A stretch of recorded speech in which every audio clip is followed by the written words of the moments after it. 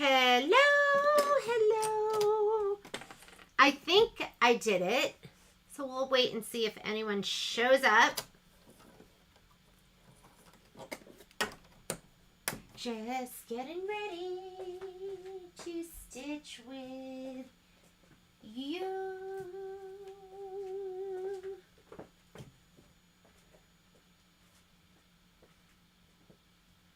Hello. Hello.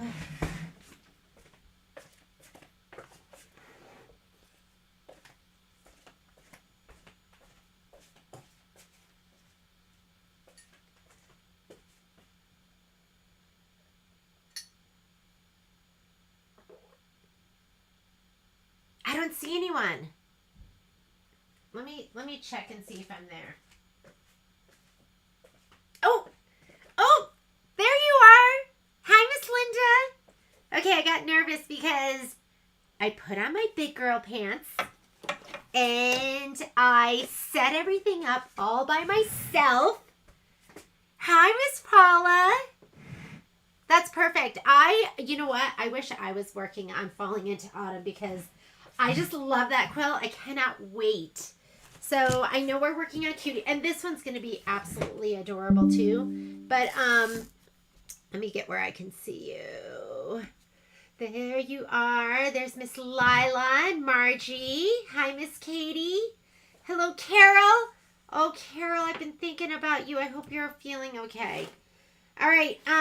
We are going to start out, and we're going to start in another minute. But we are starting out with what I like to do least, which is going to be the borders.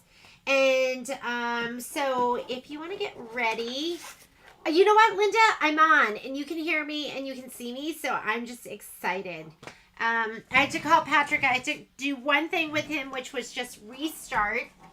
And let's come. These are the hoops I'm going to be using. So I just grabbed my... how about I tidy up? I worked late last night, so I wanted to prep last night, and I just didn't have time. So I prepped this morning. And so, it could be neater in here, but I'm just glad I'm here. I'm glad you're here. These sew-alongs are so important for me because literally, I don't know what I would get done if I wasn't, if I wasn't beholden to you. I wouldn't get anything done because I'd be upstairs right now, having a bagel, petting the puppies. But this is perfect because I want to get these projects done. So it's just really nice that you show up and stitch with me. So I appreciate you. I am going to start out. It's 11 o'clock. It's 11:01. So let's go ahead and get started. We're going to go ahead and start out with the borders. And I'm finding what we can do is if we do the borders, inner, outer borders, then we'll have time to do one of the inner squares, one of the outer squares, and then, I can unleash you. I actually just finished up the other ones, and I was cutting them apart, but I just finished up all the stitching for my July, and I realized I didn't do my bitty corners, and then I stopped in my tracks because that's what happens with me. I get derailed easily. So there's the printout. So this is we're going to be looking at what's in green today. If you need this, let me know. You can just shoot me a note, or else you can just find it. It's on our Facebook page. It's on the A1 Sew Along Facebook page. And it should be there under files. And the only modifications, and I think I wrote this in there, is don't pre-cut your inner and outer borders. I think what we're finding is it's easier to just lay it down just as a whole piece instead of having to center everything. So we're going to start with the inner borders, and I'm going to be working in the 9.5 by 14 inch hoop. Here is these are the hoop sizes I'm going to use today. I think this is it. My 6 by 10. Put that to the side.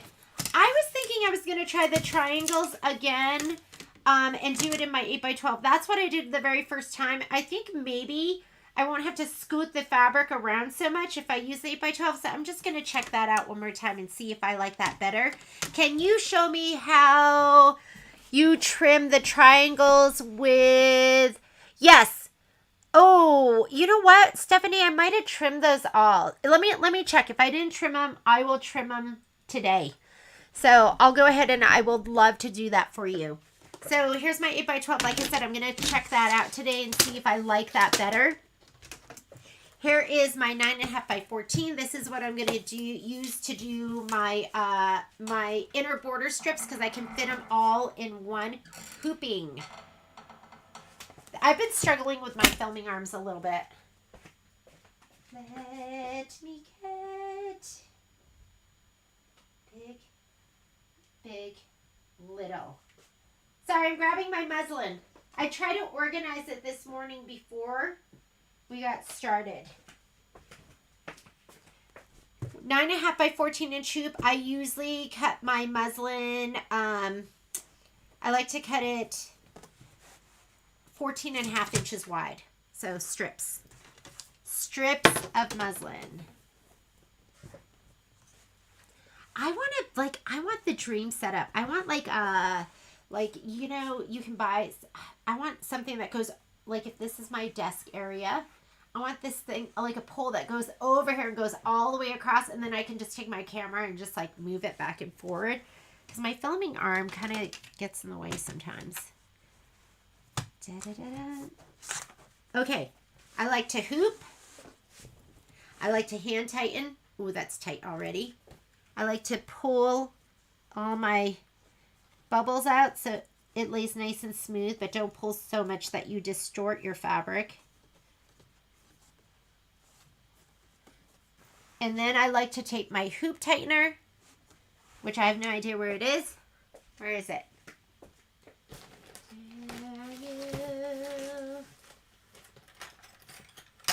I think I need to attach stuff like on a lanyard and just like, oh, here it is. Oh my God. It's always, when I find my stuff where it's supposed to go, then I'm always surprised. Angela, did I ever thank you for that beautiful sunflower? I wish I had it here. It would go perfect with this project that we're working on right now. Okay, we're going to take this over to, I have it at the store. I was thinking I should just hang it in my window here because it's so beautiful. Angela sent me this freestanding lace flower with the little clippy thing that I can hook up. Let me move my... All right, here we go. I'm not going to slide that on quite yet. Let me grab my printout and let's load up our design.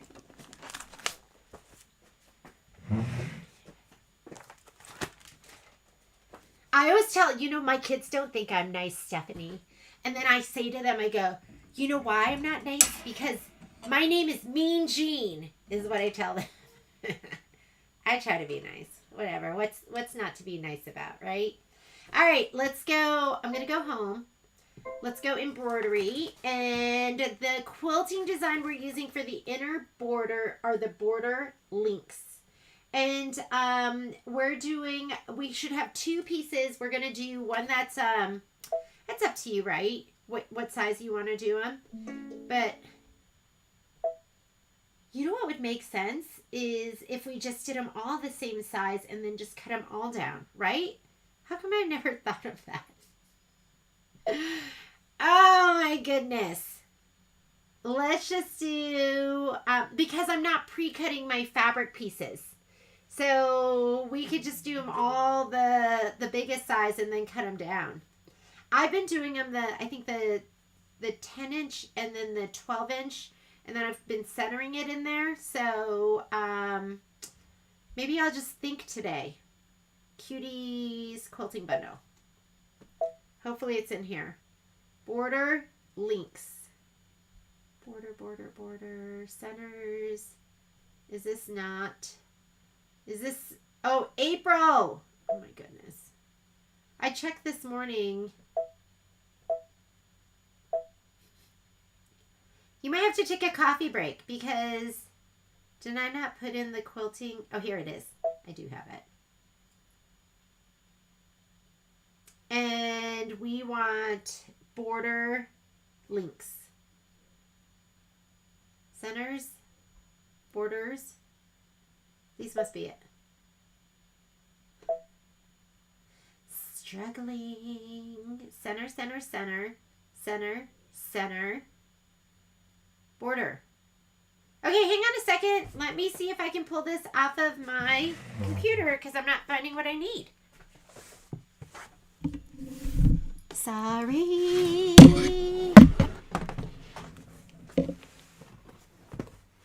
I don't think you know what? I can be mean. I don't necessarily think I'm mean, but I can be cranky. But you guys don't see that because I save that for poor Patrick. Poor Patrick gets it. He deserves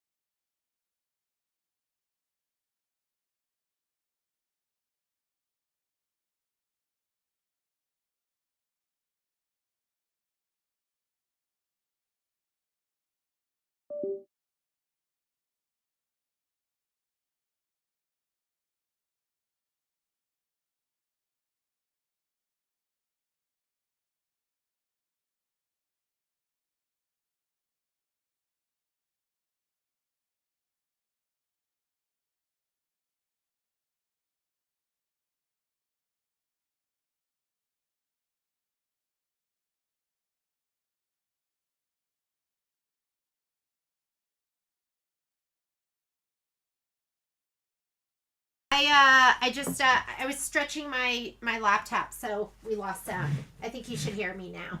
All right, let's try it again. USB was changed. Let's go back in here. Quilting, Cuties quilting. Oh my god. Now I gotta see if I put it in the right one. I'm not seeing it there, so it might be in the other one. Borders, diamonds, borders.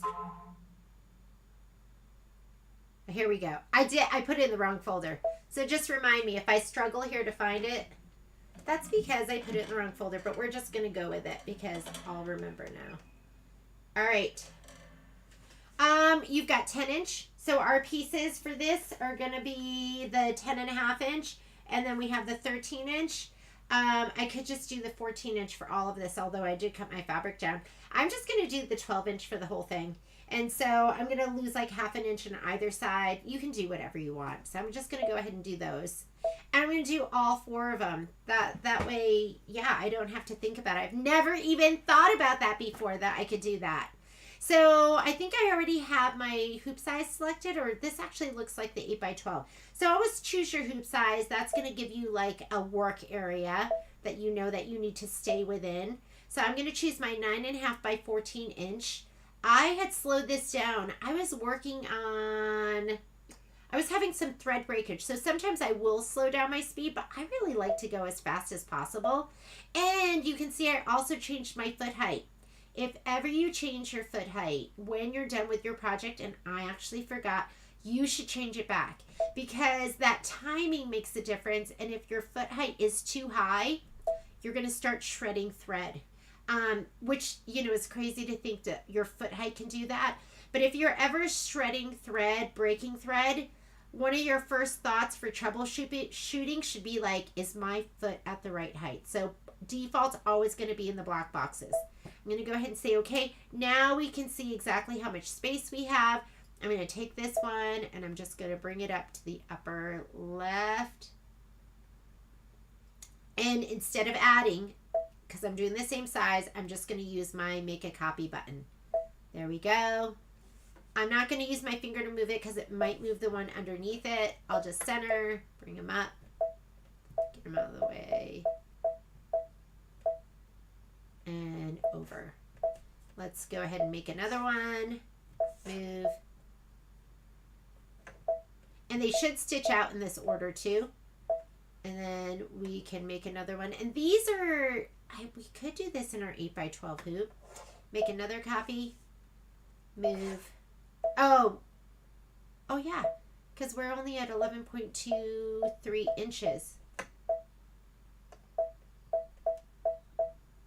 If you want to do the 14 inch, I should probably be doing this in my other hoop. Whatever. I'm going to I'm not going to put them right next to each other, but I'm going to scoot them a little closer because we're going to lay that piece of fabric down.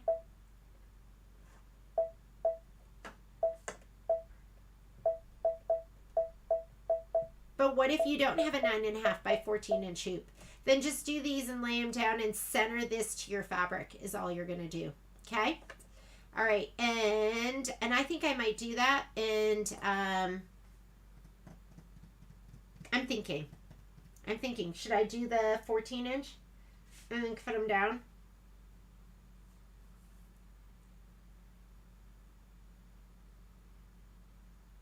I'm thinking I might do the 14 inch and then just cut them down. And then, should I do that? Okay, I'm going to do that. If you don't have the 14, I know. If you don't have the 14 inch, don't worry about it. Just center your fabric pieces to your 12 inch or lay down the 10 inch one and then it'll be exact. But I'm just going to try something new and different, right? We should do that every once in a while. So delete, delete, delete, delete. There's lots of different options. That's what the takeaway should be. There's lots of different options. I put this in the wrong folder. Nope. Back. Quilting. This one. Links. Down on the bottom. I'm going to do the 14 inch. And then I'm just going to trim them down. Put it. Let's just move them over. Whoop.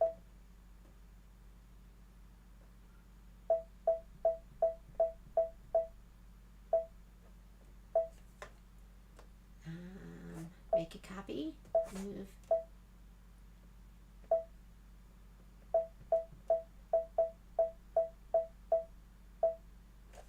Okay, make a copy, move.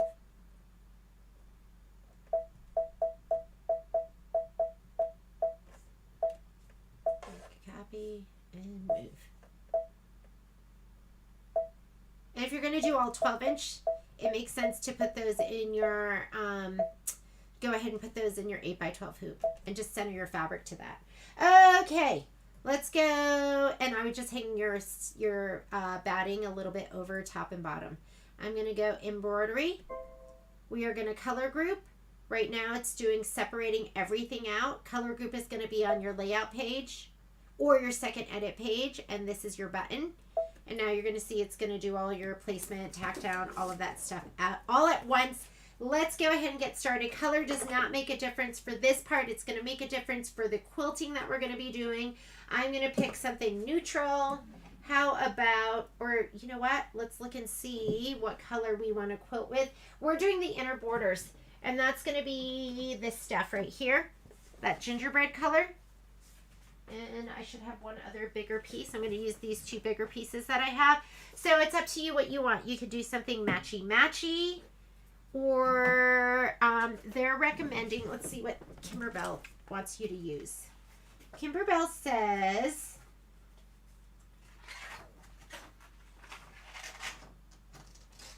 here's where it tells you the colors to use, outer border or inner border. It wants you to just use that, like that matching color. So you have some options. Mocha would look really good, as well as this one. This is light tan. Should I carry Glide? So many of us, I think, are doing Kimberbell projects. Cork is really good too. I'm going to go cork. Cork, cork. I should write that in. Miss Karen Summers, are you back in Canada? Are you here?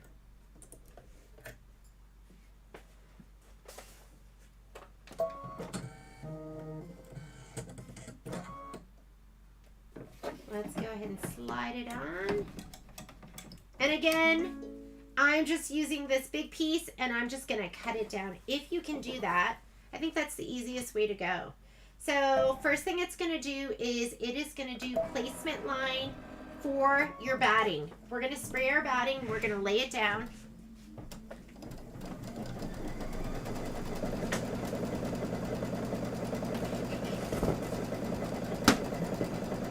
Don't be scared. I'm going to show you my batting box, or this is my spray box.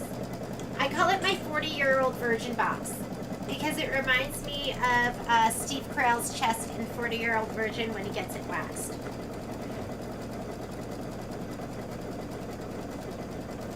And I just cut these. They're bigger than the 14 inches. Do you think I should I carry that? Oh, yeah, we are going to spray this. You want to spray bumpy side. Bumpy side is the wrong side, and that's the side that's going to go down. Bumpy side. If this box gives you anxiety, just look away. There's lots of things in my life that give me anxiety. What I realize is I'm an anxious person. I didn't know that there were like words like that to describe my personality.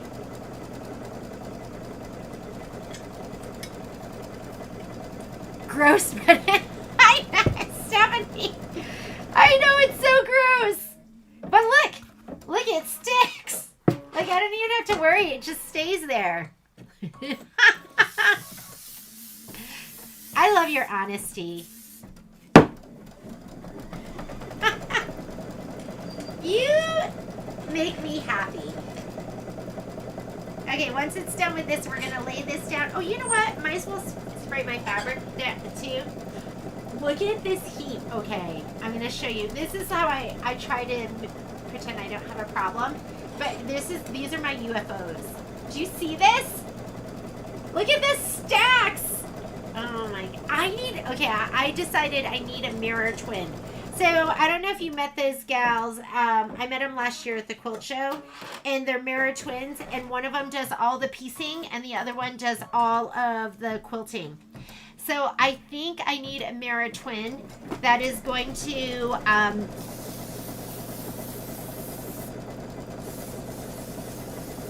this is my 2 pieces. Mine looks different than yours because I was using leftovers. But I need a mirror twin that's going to complete all my projects because I like doing all this sort of stuff, like the piecing kind of stuff. And then I get bored when it comes time to put it all together. Stephanie. It doesn't, my box isn't even, because Momo ran over it. So you see it's like all busted up too. But I love it. It makes me happy. Alice, if you're watching, look away. Alice would never have something like that in her sewing room. All right. We're going to have plenty because we're going to be cutting this down. So I'm just going to lay it down right inside of the stitch line. And I don't know if you remember in the beginning, I had it down as that you were going to be using, I had the strips just 1 inch. And I don't cut the length down because I find that batting is like more malleable and it stretches and it pulls, so it doesn't always fit perfectly. So I just make it a little bit longer. I will bring you. I don't want a new. Do you know? I don't want a new box. I love this. I'm way you have to see that. Am I like your grossest? I was like, am I Oscar? I'm totally Oscar. I don't even know if Oscar would have a box. I like this box. That's why I have it. I love it. Is that all the UFOs? Yeah, those are. So we should do a retreat. Somebody invite me to their house. What happens is I have to leave town. If I'm in town, I can't help myself. I'm just gonna work and go into the store. But I need to go somewhere. And then I need to just sew. And Patrick and I are going to, so we are going to, is this so sad? My kids, they're leaving soon. But their parents' weekend is the third weekend in September. And I think I'm going to bring some machines because, okay, tell me your experiences. Like, are my kids even going to want to hang out with me? I think they're going to want me to take them out for dinner. And then they're just going to want to do their own thing. I'm thinking I'm not even going to see them. So for those of you that have dropped your kids off at school. So mine's big. My fabric's big. I cut it 15 inches. So I'm going to make sure it hangs off about ½ an inch on the top. And I'm just going to go right into the middle here. I'm just going to lay it down. You probably have one big piece of fabric. Just lay it down. Make sure it hangs over a little bit on the top part. Oh, I'm frozen. Hang on. It'll unfreeze.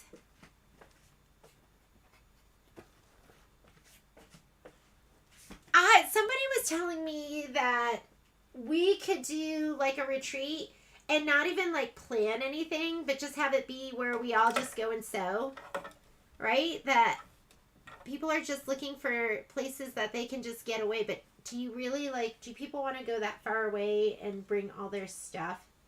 We'd have to do something where maybe 2.0 will be Patrick and I just hosting retreats. And wouldn't that be fun? And then we just have a big place and everyone just comes up and sews.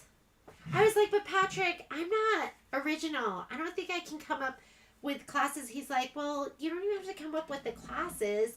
We'll just be there, and we love to cook too.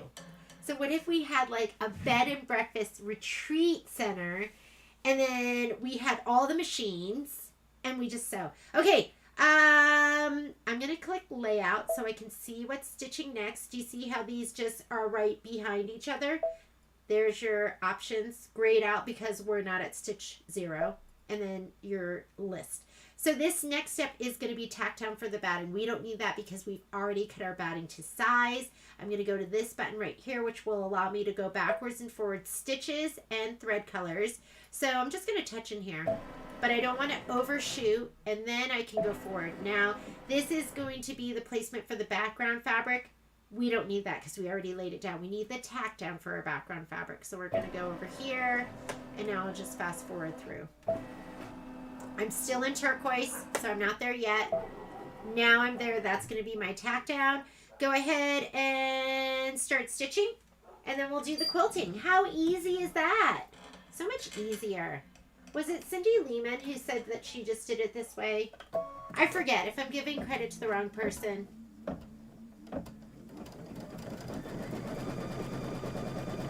Oh my God, Stephanie says it's going to be hard. Yeah, but are they going to want to hang out with me during Parents' Weekend? Or like, no, because Sage is coming with me, so that's perfect because she and I can sew together. But I'm taking my Luminaire. That's it. I'm taking my Luminaire. I'm going to take my PQ 1500, and I'm going to finish my UFOs. I still, don't judge me, I still haven't finished Cup of Chair. I haven't finished April's Table Topper. It's like done, layered. I just have to stitch in the ditch and add my batting.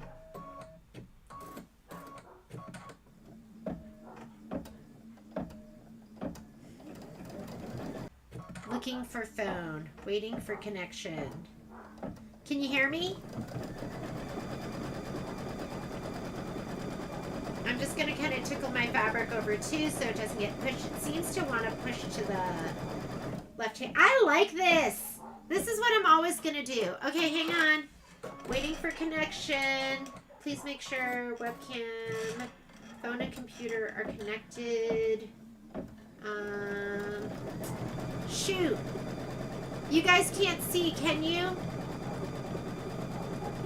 Hang on. I might, if you can hear me, that's good. But I'm going to go ahead and I think I'm going to call Patrick. Let me see what he says. I'm here. I'm here, so I know you can hear me. And it's just doing my tack down, so don't worry about it. Let's call Patrick. Oh my God, I love doing it this way. I know you can't see. I'm calling Patrick right now to figure out what I should do, if I should start over again, but I'm just getting a message that it's not connected. So bear with me. Oh, there we go. I'm gonna hang up on him. He'll think I butt dialed. Do you just love it this way? Like, this is so much easier. And yours will be in one piece. You could lay down your one piece all at once. And I do like it as well in my 9.5 by 14. I've never done it the 14-inch size. But that way I can just cut them all down. There'll be a little bit of waste, but that's okay, because I think that's Patrick.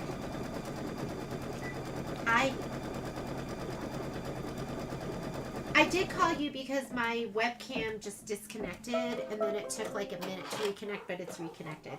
So I hung up. Bye. Do you think I have connection problems?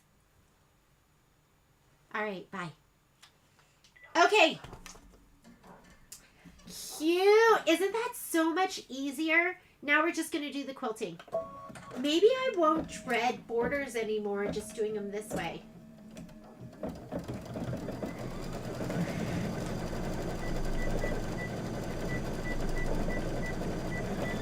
My children have been sleeping late. I'm going to get them up right now. I love this. Easy peasy. You know, I've struggled with sometimes the, can you get, I'm doing this so long, the dogs are outside. Can you get them?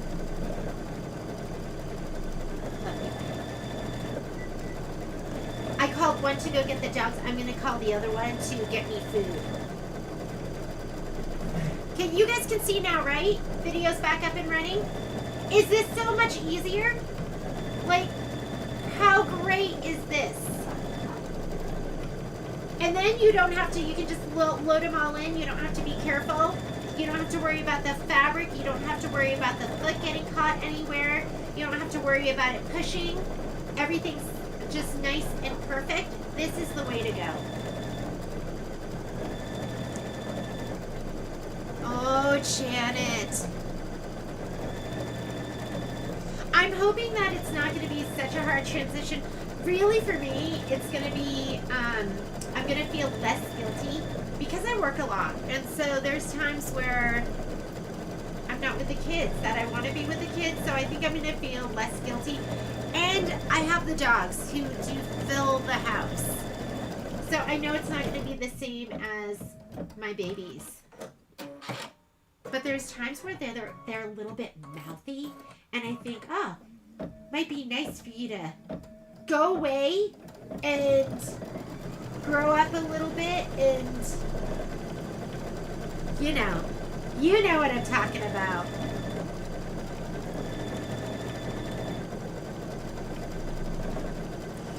So Cheryl, I do not have a preference when it comes to glide and ice cord. I just want like the right color. I think they're both high quality threads.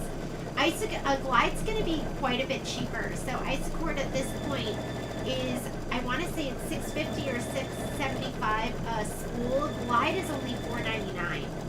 So that might make a big difference to people too. I tend to use a lot of glide for the OESD projects, and I don't feel like, doing the conversion, figuring out what's going to be the best match in a different brand. So, but I was looking at like a glide display, and when it comes to Kimberbell, I like using the glide thread. It's like, I don't have to think. I think that's it. Remember the goal of mine to have like the empty head? It would be like a dark, empty room. That's what my goal is. So I just like, the less I have to think, the better. If I can just, I want it to be convenient.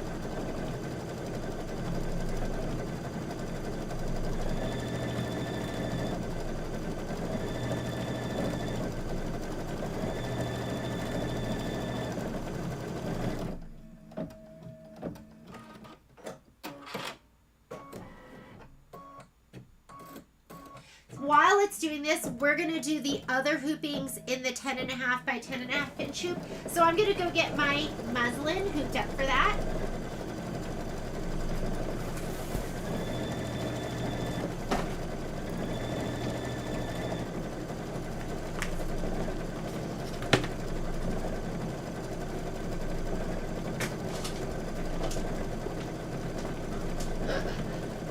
Okay.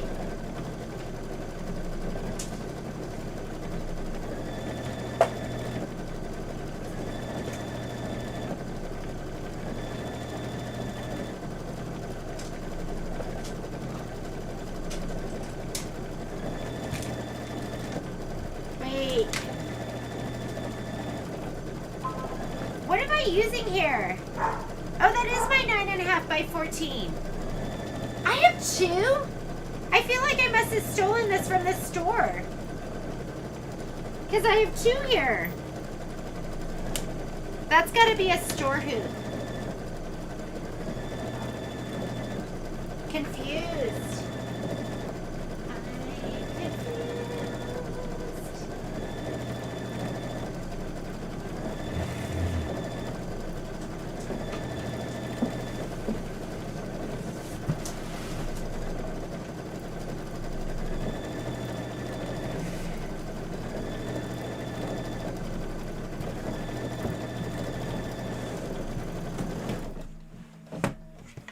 Does it have your, you know, I do, it does not. Like, where did I'm a thief. I stole this from the store, I think.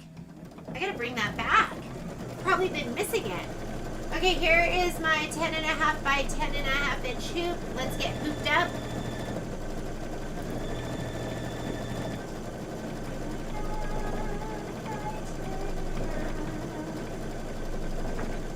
This piece of fabric is actually much bigger, but it was like my last piece of muslin, so I was like, what am I going to do with like 3 inches on the side?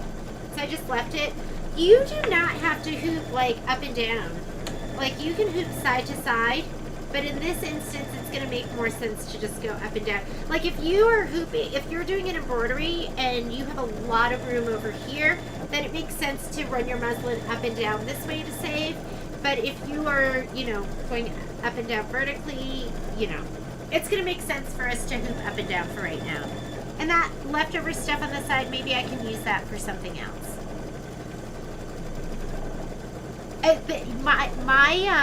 My therapy exercise for my hoarding is just getting rid of stuff. Like, stuff that other people find easy to get rid of, like I do not. And I'm not in therapy for hoarding. This is just my own. I should be. I should be in therapy for hoarding.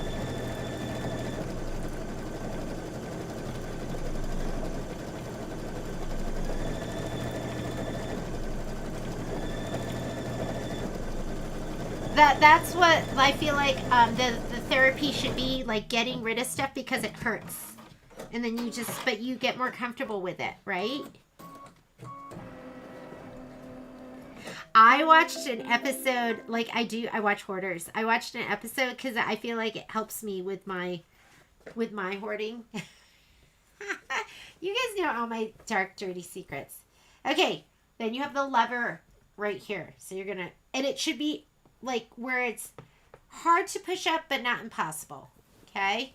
And you want to get it seated the best you can before you do that, because there's like rubber bumpers here that make it so you can't really pull it in that well. Oh my goodness. Look at this. How easy was that? And I just did them all the same size. Now I can just cut them down as I see fit. No, my name is not on this. I took it. I must have taken it from the store. Bad Genie. Yeah, but you know what? Like, I don't think ours would be, well, do I have two? I don't know where this came from. I'm going to put it with my stuff to take back to the store. Because I have my other one with my name on it.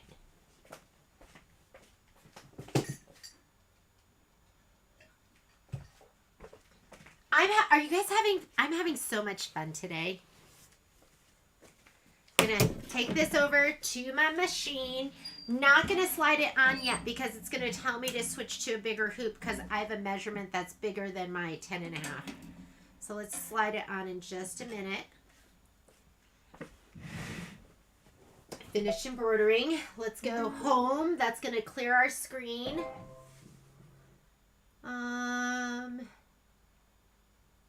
With the new machine we'll have that the Lumi has. Is there a new machine? What new machine? There's no new machine this year, is there?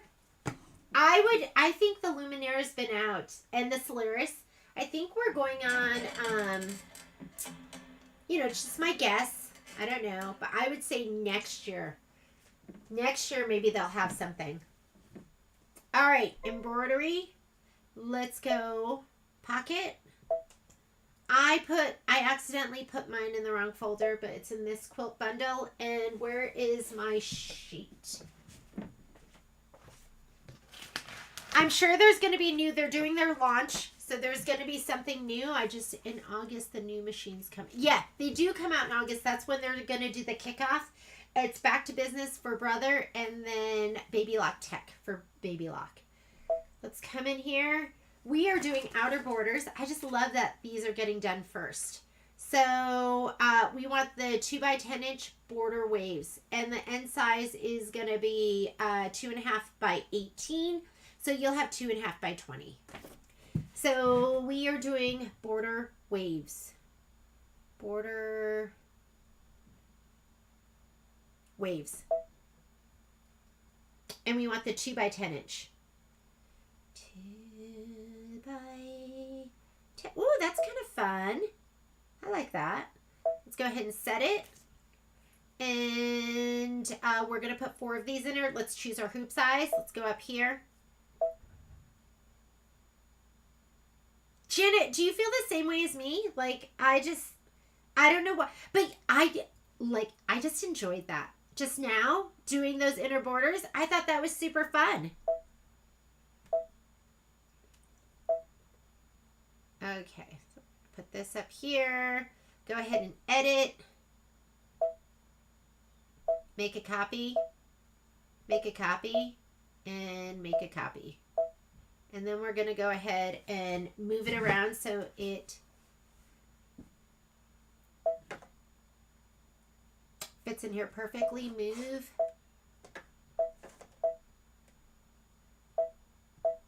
That was like my most enjoyable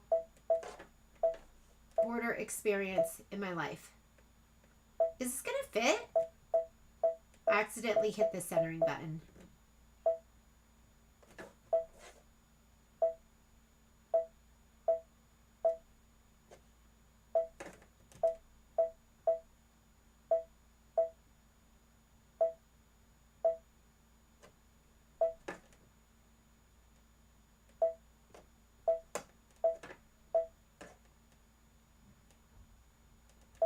You know, it won't let you stitch this if we overlap at all. Is this what I normally do? Because I should have from edge to edge. I should have all the way from this edge to, this is what I need. The 10.5 by 5/8. I think I put the 10 inch by 10 inch, which is going to be the magnetic hoop. Sorry about that. I'm obviously still not firing on all cylinders. There we go. Now we have plenty of room. This is 10 5/8 by 10 5/8.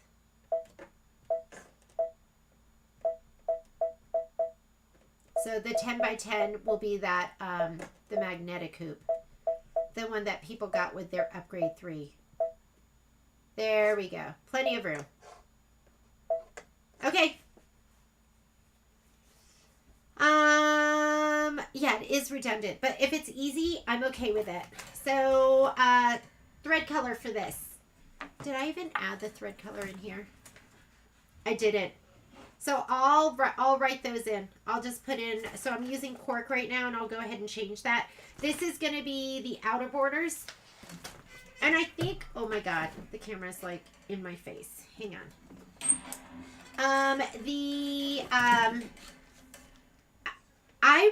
I would hope that Kimberbell would just write in the glide colors because that's what they're using.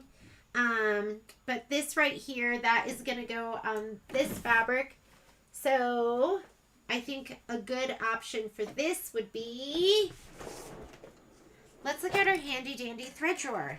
So this is where I'm keeping my glide. I don't think I might be able to fit my isocord. I think I have more isocord than glide at this point. But for me, I really like this color. So this is Sage. Let's come back over here. Hang on, I'm going to fix my arm so it doesn't pop up. Or if you want something a little bit darker that you could see, this is Aloe. So Aloe could be really fun too. Aloe. Or if you want something on the lighter side, ooh, this is great. Willow. Willow seems to be like a perfect match. And then I have other greens. I was working on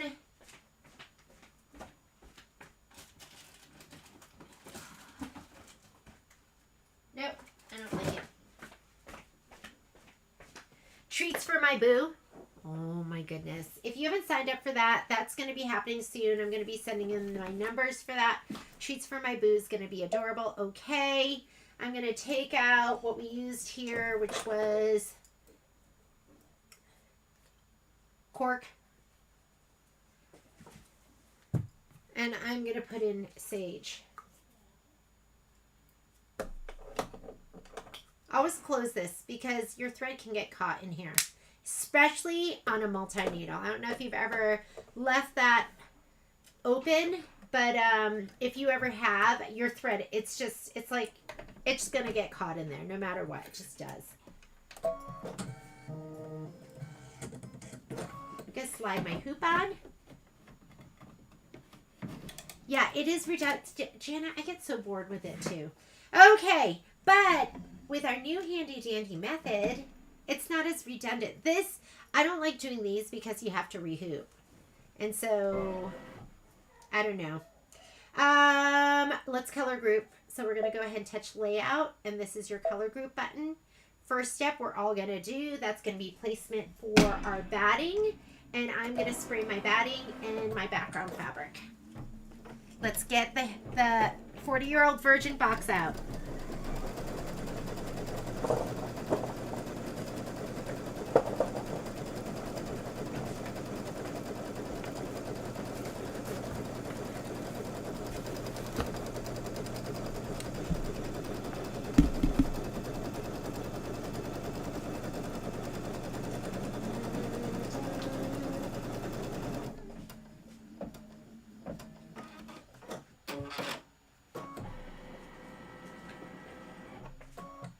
I'm looking for my batting.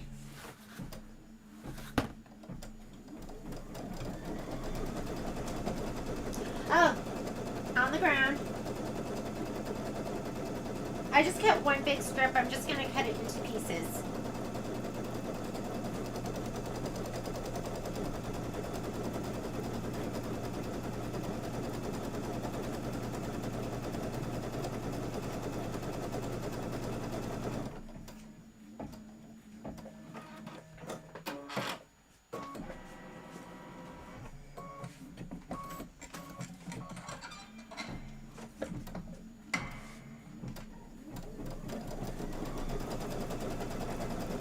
Spray the bumpy side.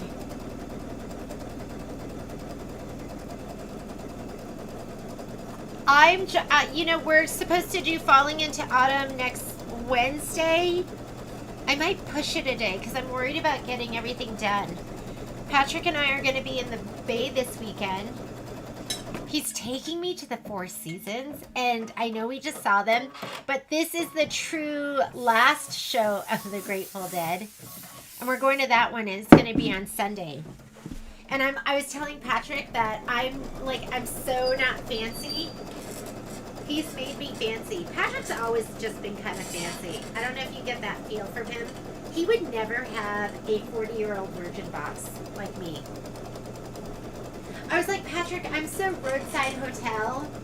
You're so Four Seasons. So, whoops. Hang on. Let me fix my arm again.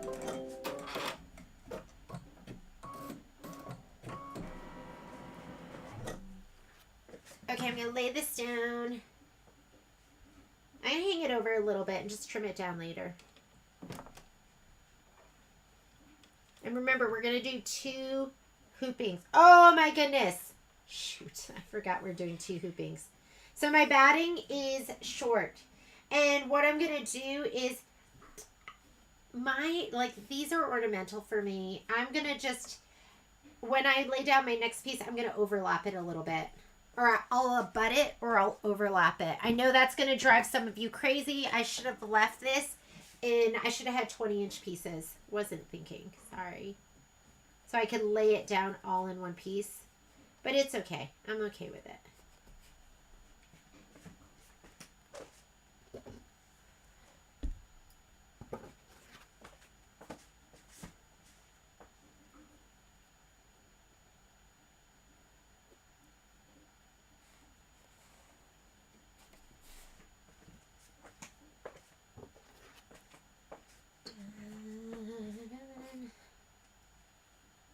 I know. Stephanie, what can they do to make this machine better? You know what would be great? I don't know, but they need to come out with, so you don't have to change a bobbin, a little push button underneath that pops out the bobbin area, and then you can just change your bobbin without having to take everything off. I've always thought that would be really, really cool. Okay, we are going to go ahead. I'm going to spray this as well. This is going to go down. You need to lay it down where it's going to be long enough because you only have, this is a fat quarter. So you have 18 inches one direction and 22 inches the other direction. Make sure you're laying it down in the 22-inch direction so you don't have to cut. Well, you don't want to cut. But I am longer this way for sure. Oh, look, it's so sticky. I can just do that. And it just stays. So it's not so bad having a disgusting box, is it? And I don't have to spray all the way across. I'm not going to spray like crazy. Let's go ahead and put this on. You know I'm a sprayer. And I pressed this with Best Press and everything when I prepped earlier. I just loaded that prep video. I'm going to go up a little bit, just right where this is. I'm going to go over a little bit. And then I'm just going to press it down. Sorry. Let me shut my door to my sewing room. That's Momo's warm, friendly welcome for everybody, even us.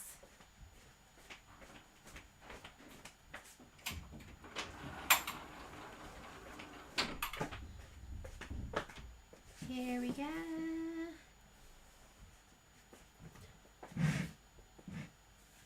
All right, let's think about the steps that are coming up so you know where to go. If I'm not with you and you're like, what do I do next? We are going to go here to this button where you can go forward and backwards colors, and I should hit that so you know what's stitching out. So right now, if you look up here, that was our placement. This is our tack down for our batting. We don't need that. This next turquoise is placement for our background. We don't need that because our background's down, but we do need this. So I'm going to touch in here. And if you can't touch in there, not all machines can do that in the progress bar. You're just going to use your arrows. And then I'm going to arrow until I get to the tack down, and you can see it right there. Okay? So, I don't want to leave my fabric down nice. Here we go. We're going to do our tack down for the border pieces. And this is important. And you know what? I struggle with this when you don't have the one big piece of fabric. I'm fighting with, especially when it goes back up on this side, I'm fighting with keeping the fabric over. So it's just so much nicer doing it this way. And you just want it to be kind of taut.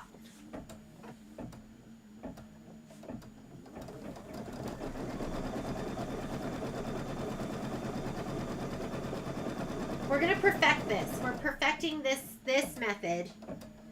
I think I can change the batting size measurements where you just cut. I don't know why it's coming all the way over here because I definitely loaded it and then moved it here, made a copy, moved it here, made a copy, moved it over here. So why it came all the way over here, I have no idea.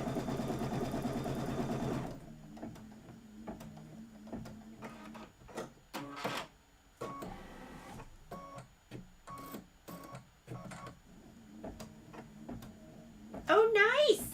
Congratulations on the new tablet. We just bought the kids new laptops. They've never had new laptops because we've always just given them ours. You know, new phones. We always get the new phone and we give our old ones to the kids.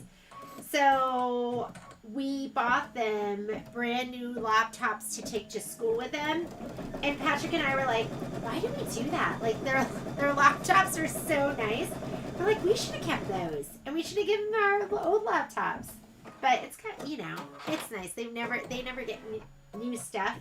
It's nice stuff. They have nice stuff, but it's always been hand-me-downs.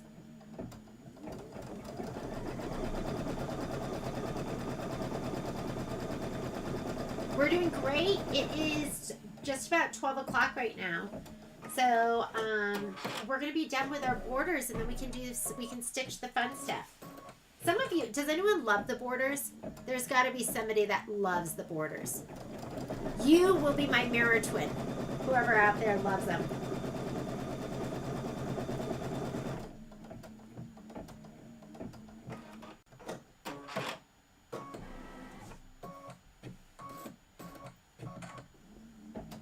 And then once it's done with this, we'll just do the quilting. We already have our color in.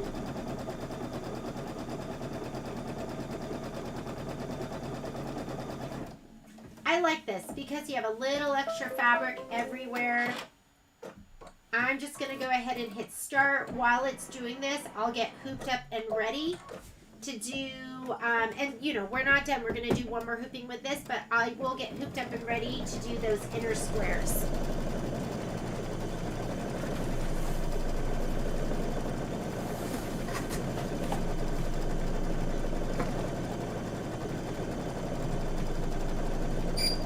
Oh my God, I love it.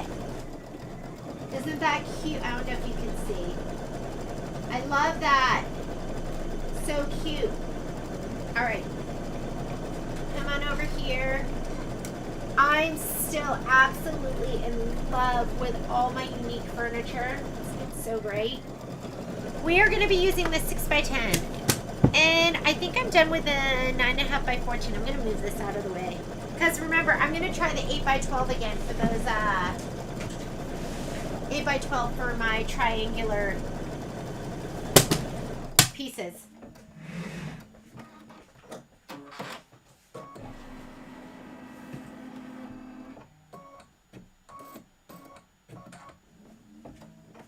So this is from Falling into Autumn, and I thought I would just keep stitching on here. When I'm doing the 6x10 inch hoops, is it 6.5 by 10.5? I forget. Then I like to cut my pieces 10 inches or 10.5 inches. And we might as well finish up here so I can like cut these apart. I think we'll be able to fit 2 hoopings here. We're gonna have to re-hoop.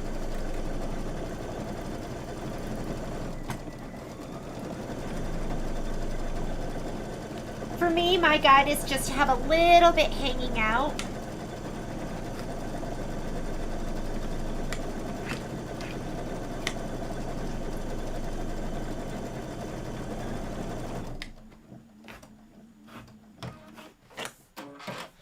Oh.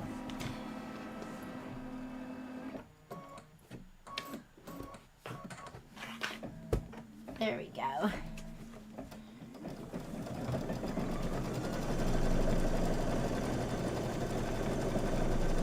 That was pretty snug going in there. I don't think I'll be able to do another hoop to tighten it up at all. I'm just going to put this to the side, and this is where we're going to start our inner square.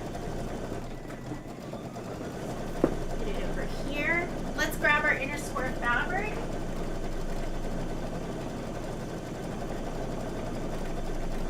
this is what we're going to be using. While it's doing that, why don't I grab my handy dandy spreadsheet.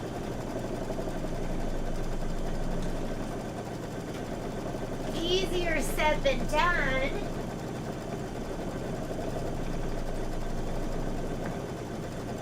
Let me find it.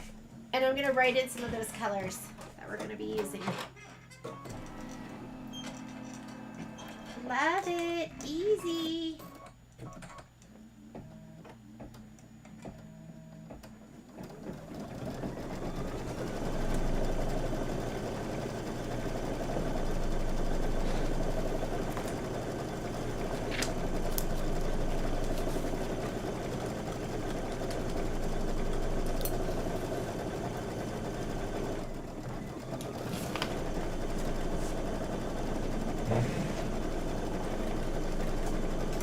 Writing in is I'm just writing in the color that I'm using for my quilting, which was for the inner border. I used cork. Whoop.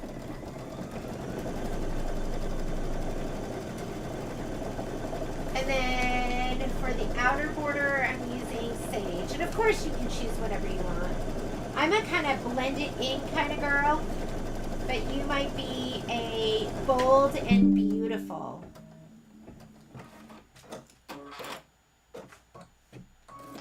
All right. Don't let me forget to do my corner blocks because I forget to do those. So we'll do the, I say we do the inner block and then the corner blocks. And look at that. We're going to go ahead and rehoop. We have to do some rehooping and some cutting. So let me get this out so we can do our cutting first.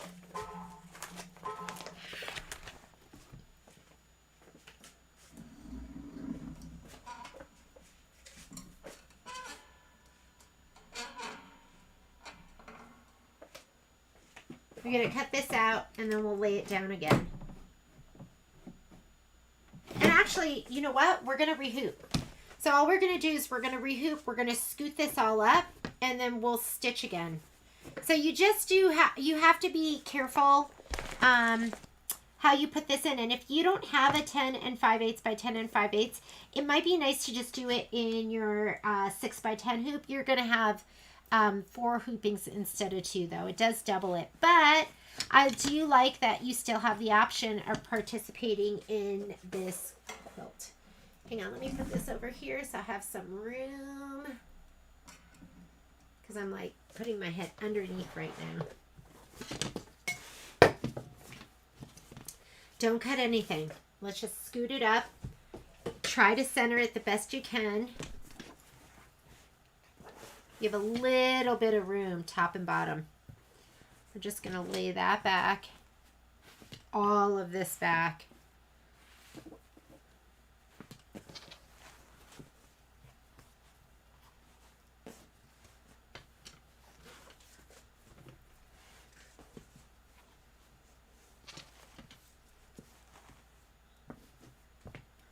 How did I do this? Do we do this like this?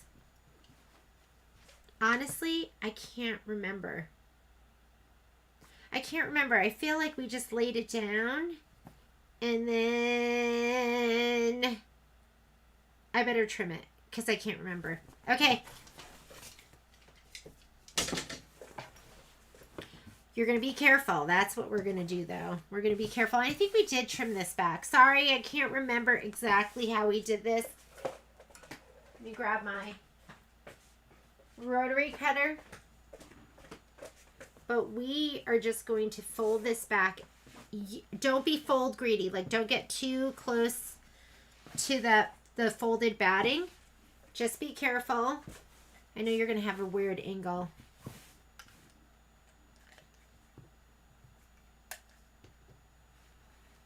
And we're going to get, maybe you can have a better angle over here.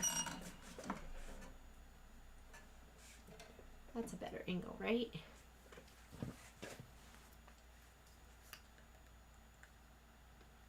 Just get close to that folded batting, but not right on it. We must have done it like this.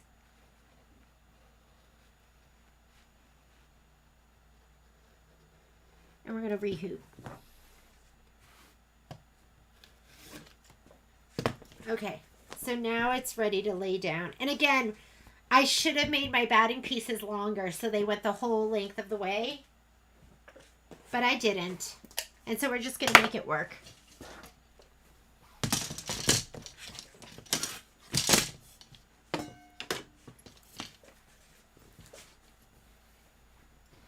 And open that up, lay it down. Before you take that lever, and remember, you have a little bubble here at the top. That is your top of your hoop. We're going to pull all this out so it's nice and flat before we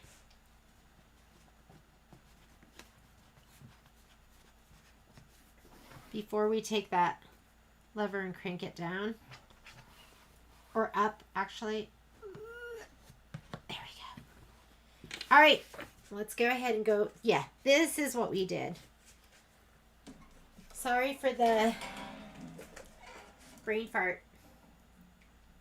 So we're going to do this one more time. You're not moving it. It's going to be the same exact, whoops. Hang on. Same exact design. There's my fancy hoop holder. Do you like it? We're going to talk to Pat about some design changes maybe.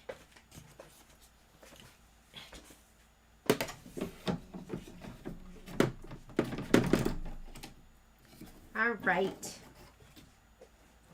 Okay, let's start from the beginning where we are going to just say okay. And we're going to do that same first step. I'm going to need some more 2-inch batting though.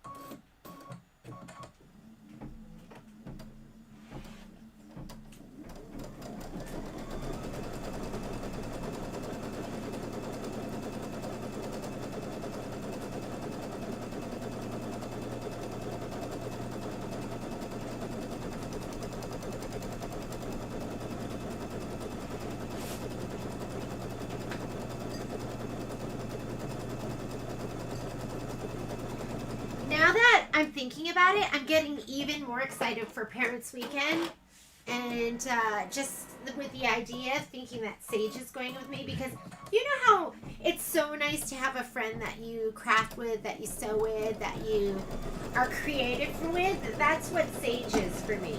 We've always been each other's creative inspiration. She's mostly my inspiration because she's like 10 times more talented than me. She's just, she's a true, like, I look at myself as somebody that's, like, crafty. She's an artist. I don't know if you have friends like that you're just, like, it's just, they just think differently, and they just make the most amazing things. That's who Sage is to me. But anyways, for her, I'm more of her, like, come on, let's do it, like, more, maybe her motivator to do something. But she's my muse. When you trim, do you leave a 1/2-inch seam allowance?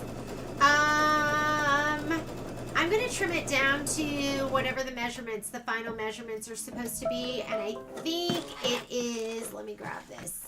So I don't know if it's I'm going to press it first and then I will trim it. But your pieces are going to be 2.5 by 18.5. So, I don't think that gives you a 1/2-inch seam allowance. However, you do need to take out that basting stitch. That basting stitch is going to show if you don't trim it out. Okay, back to the box. Stephanie, look away.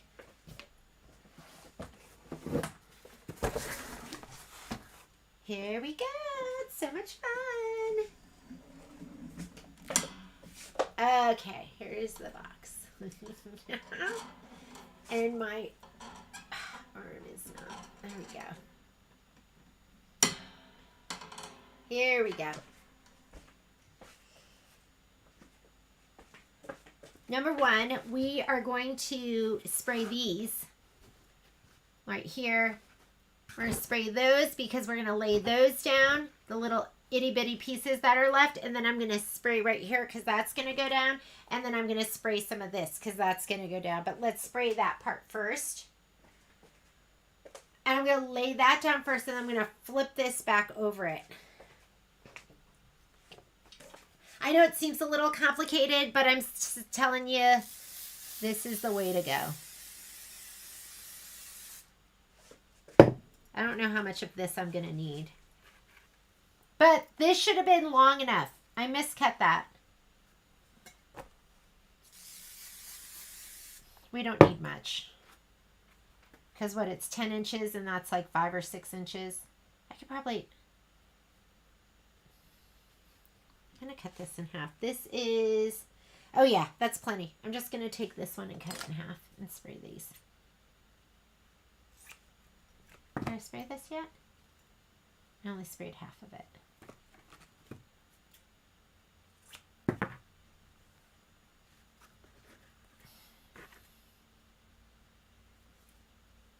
Don't be jealous just because mine sticks like this.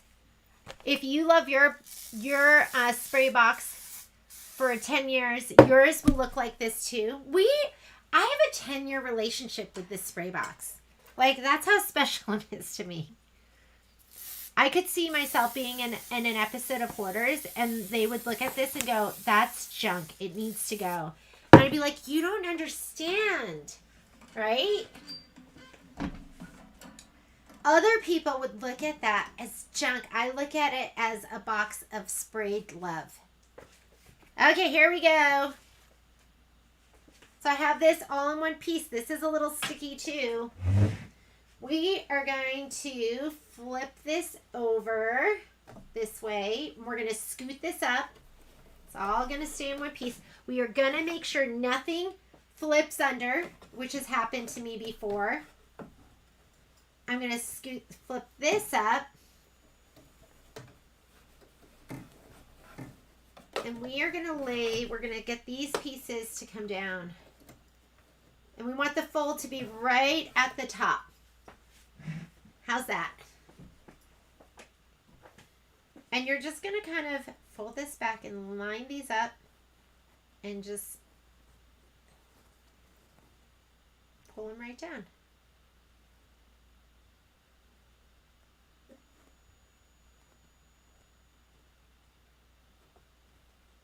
Okay, this one too.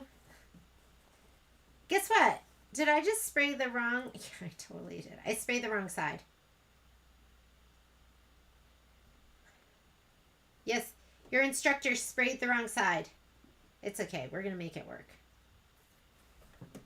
I just don't want this to move around because of that. You know what I mean? Nothing's holding it in place. I know I sprayed the wrong side because it is sticking to my fingers.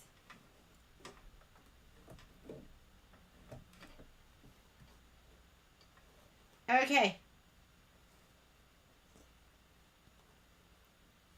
We are going to scoot this down. I'm worried it's going to move a little bit. Hang on.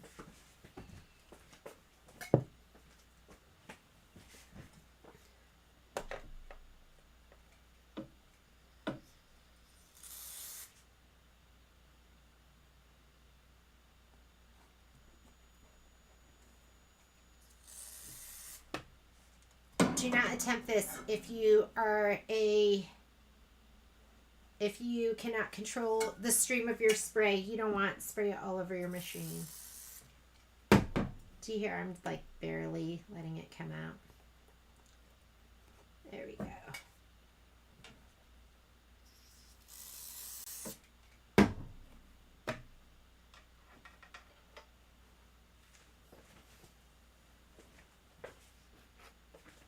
Okay, I'm just gonna kind of abut these.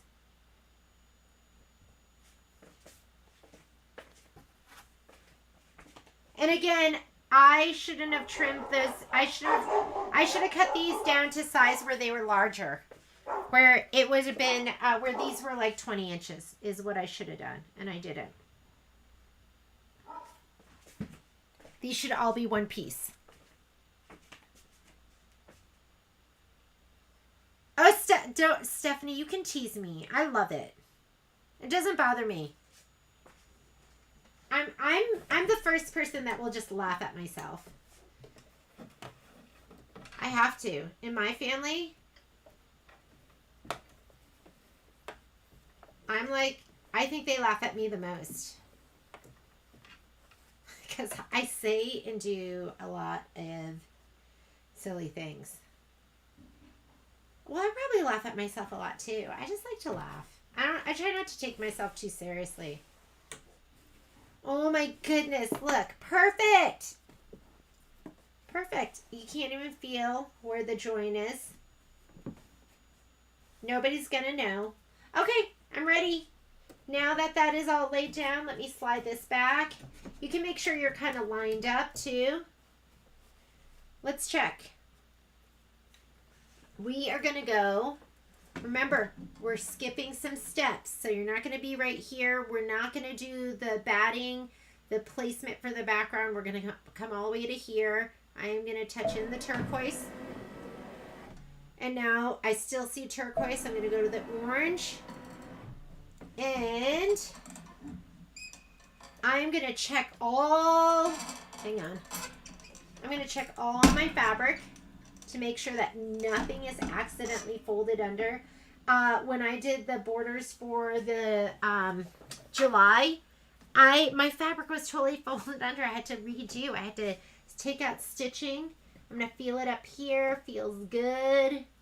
My hand, draw it down into my fabric. Might scoot it just a littlest bit. We're good. And I think I'm ready. Here we go. Tack down. Tack down and quilting. I'll just give it a little smooth, a little love as it stitches.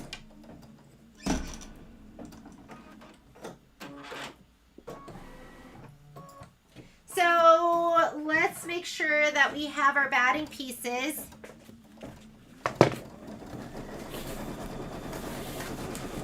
Oh, are you talking? Did you just get your, like, didn't we just send that yesterday? Did we send that out yesterday, Deanna? Should I get it? I don't have that hoop. I should probably get it. Don't you think? Hang on.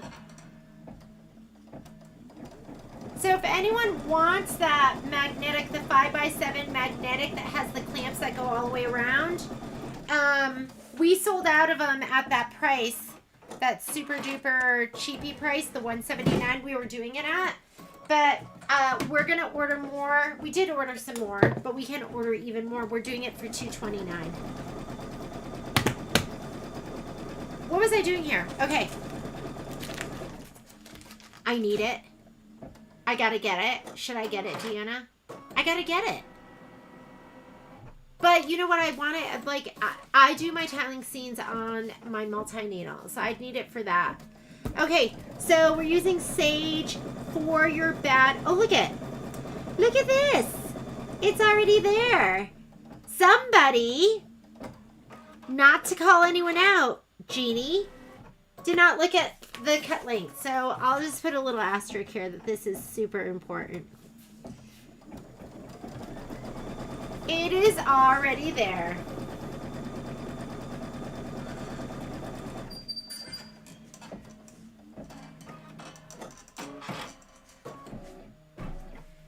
Oh my God, it's lined up so perfectly. It looks so beautiful. I could step away because I wasn't worried about it like catching and pucker. Actually, I should have been worried about it because you never know, right? It's always when you're not worried about it that it happens. Let's pick out our thread colors too, because I haven't done that yet. We're going to be doing this next. And that is on page, look at that. That could cause me pain and grief and anguish.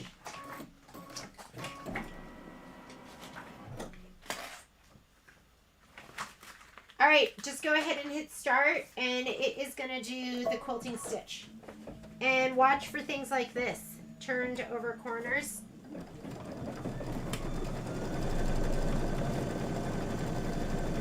And let's look for our thread colors. And periodically glance over at your embroidery. So we're going to be doing this one. So you need a good yellow. I really like buttermilk. Let's see where it is. Oh look, I'll just pull out my handy dandy drawer. Here's buttermilk. And I love buttermilk. So I'll probably use buttermilk. I like, what is this? That's brighter. That's too bright. That's too bright. I also, if you got the Falling Into Autumn kit, they have, it's not a new color, but new to me. And it is ginger, which I love too. But I'm going to go buttermilk. So we're going to use buttermilk. And it looks like that's the only color you need. Buttermilk. So I'm going to put it in here. Oh!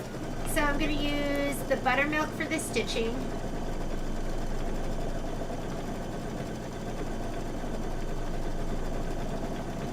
And then for the quilting, I love linen. That might be too light though.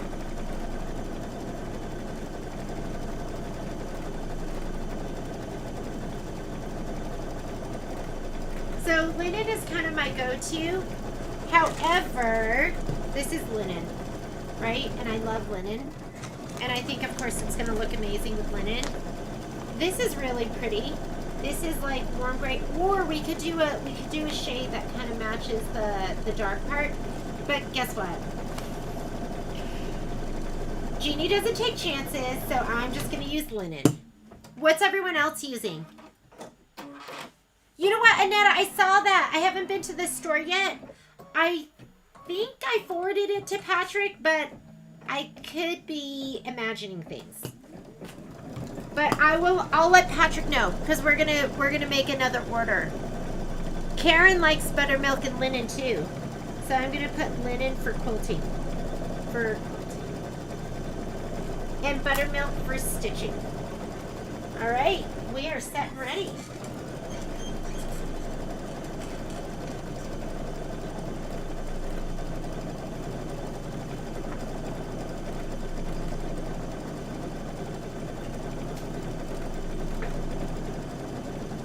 I was reading my directions. You need a water-soluble bobbin too, because I think there's going to be some fringe or something. That's going to be for the triangular blocks. So make sure you have that. Like I have, I don't know if you can see it here, but see that, and it says it has vanish on it. So make sure you have some of that. If you need just water-soluble, we carry it at the store. While we're doing this stitching, Stephanie, I'm gonna check and see if I have one of those blocks to cut. Oh my God, I do. Okay, when we get a moment, I'll trim that for you. I like to use my rotary mat, and I like my big ruler.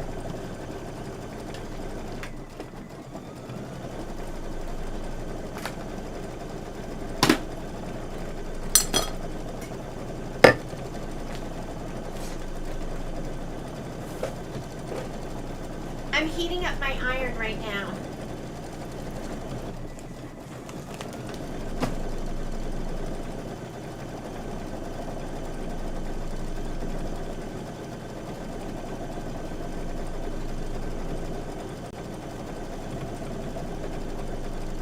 So I think I'm gonna put some steam-a-seam.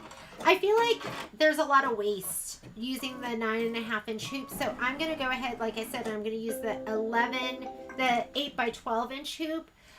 While we're stitching out that block, I'll go ahead and press this. These were from July, and when I do these, I like to turn them over and I press from the back side.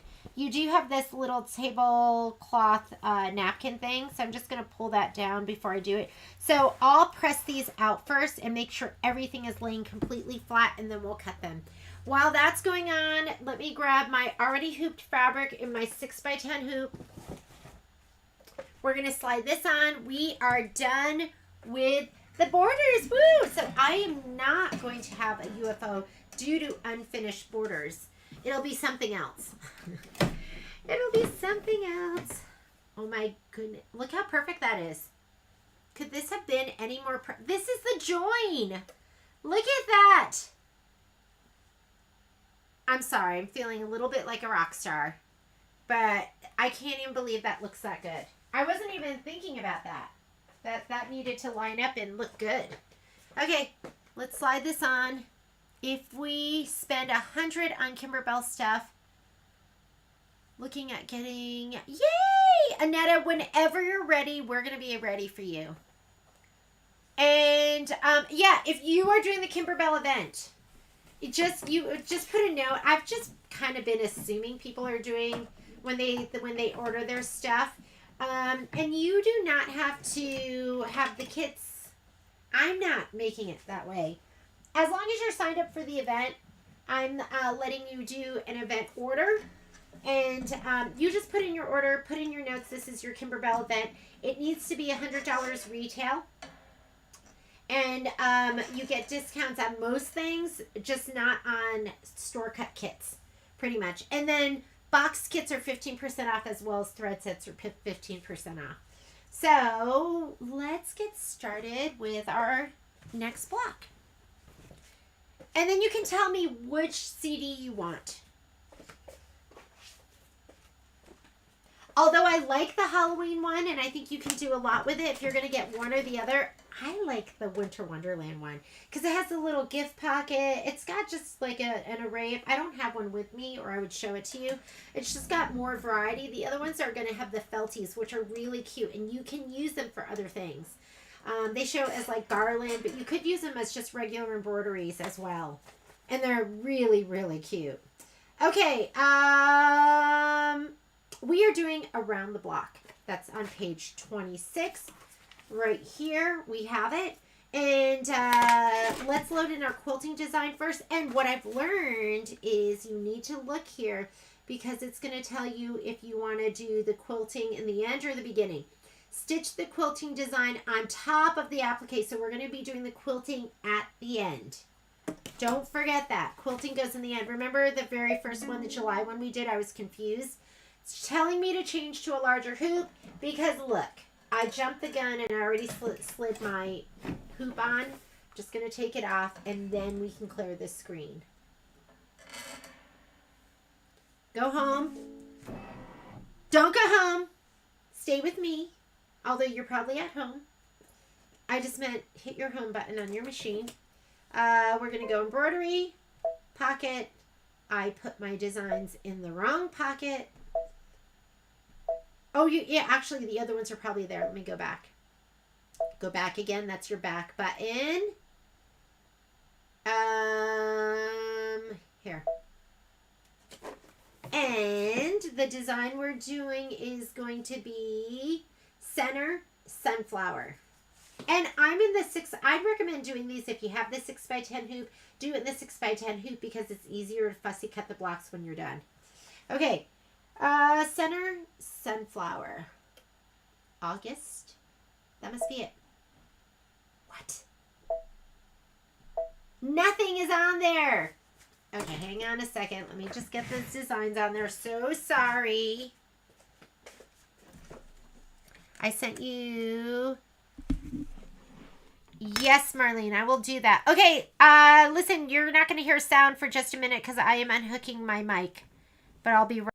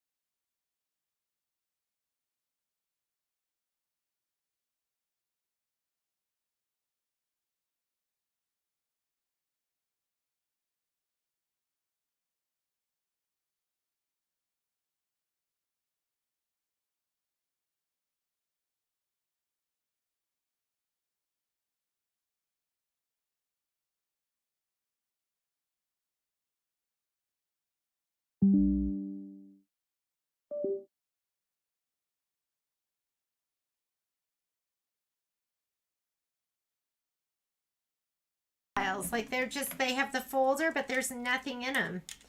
So I checked this morning and I opened it up, but I never went further than just looking and seeing it was there. So let's try that again.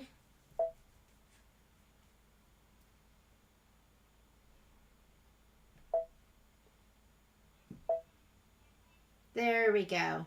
So we're going to be doing the 6x10. Look how cute that is. Is that just adorable? I love it. Let's choose our hoop size. Go to your settings. Choose your 6x10 hoop or your 5x7, whatever you're using. I'm going to scoot that up. Now I know exactly how much room I have.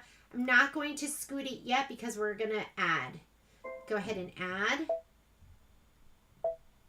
Now I'm going to my PES designs. I have 2 folders, and that's just what I created. You can do it any way you want. Go ahead and set it, and it's going to stay centered. And I do put that in here because sometimes you're going to, like sunny days, you're going to use the alignment guides. This one, you're just going to center it, which means just bring it in on top of that. Don't move it yet. We're going to move it in the next screen. It'll be combined. Just touch embroidery. And now we're going to go ahead and scoot that all the way up so we can take advantage of all that stabilizer or muslin, whatever you're using. Go layout, move, and I'm just going to use my arrows. Oh, and if you put your hoop on, it won't allow you, like right now, I can go outside of my embroidery field. I'm going to go back down. When your hoop is on, it will not allow you to go outside of this hoop area. So just put your hoop on, lower that, and then you can mindlessly move it up. Meaning just take this and it's going to go now there. And that's the advantages of doing that. Okay, thread color. Remember, I'm going to do my quilting with linen. I have sage in here. I'm just going to leave that so you can see where the stitches go. We're going to go and grab one of our squares.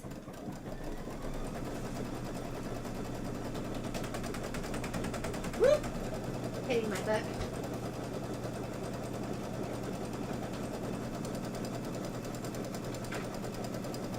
Where are they? Okay, let me grab one of all of these. And guess what? Now I'm going to use my spray tent. I only use my spray box for my long pieces.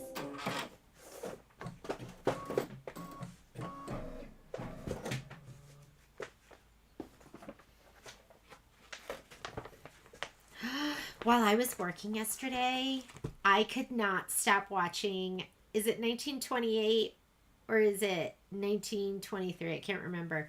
I accidentally stabilized more than I needed to, but you should have shape flex on all your background pieces for this. And it tells you in your instructions. Make sure you look at those. But here it says iron fusible backing to the wrong side of all fabric. I love Kimberbell instructions, and you're going to notice that they've evolved and they've gotten better and better. So if you've done an older project, they don't have all these fun little pictures and everything. They really do a great job of giving you a lot of information. So you need one of these. You need one of these. And then the little piece should be your 3.5 by 3.5, and everything should have shape flex on it, as well as you need a piece of batting, and then this is your background fabric right here. So this is what we're going to be working with. Do you see that little bubble there? I don't like that. Okay, I'm going to put this back in here before I misplace something. And while I can't help myself. I got to press that bubble out. I use Jubilee, Dijon, and butter. I was like, are we talking salad dressing? I didn't know what you were talking about at first. Yes. That sounds fantastic. I don't even know what color Jubilee is. And wheat. Ooh, that sounds really good. Oh, so you used all different colors. Okay. I have my spray tent set up. I love my spray tent, and this is what I use most of the time, unless I'm doing long pieces, which you do have some. So right here, this is my dime spray tent. And look, I have a new piece of cardboard, so it's not disgusting because this will get gross too. I'm gonna just pop it over here. Okay, here we go. I'm just gonna spray all my pieces right now. Do the bumpy side, that's your wrong side. This is gonna go down in here right now, and you're also going to spray your background piece. So go ahead and do those two right now, because, and I've been cutting this just a little bit bigger. And here's my background piece. Spray the wrong side.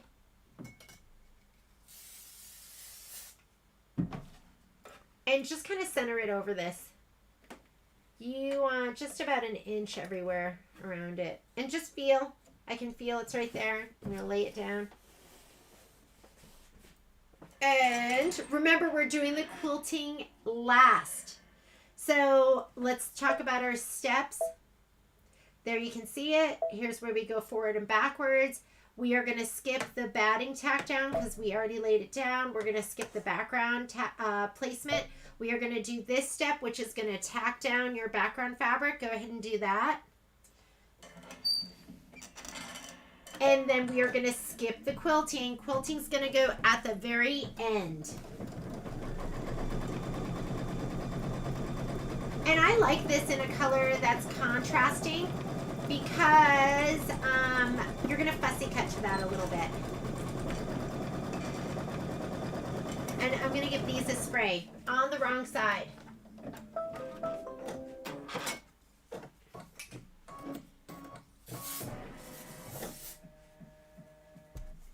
Okay, quilting shows next, skip it.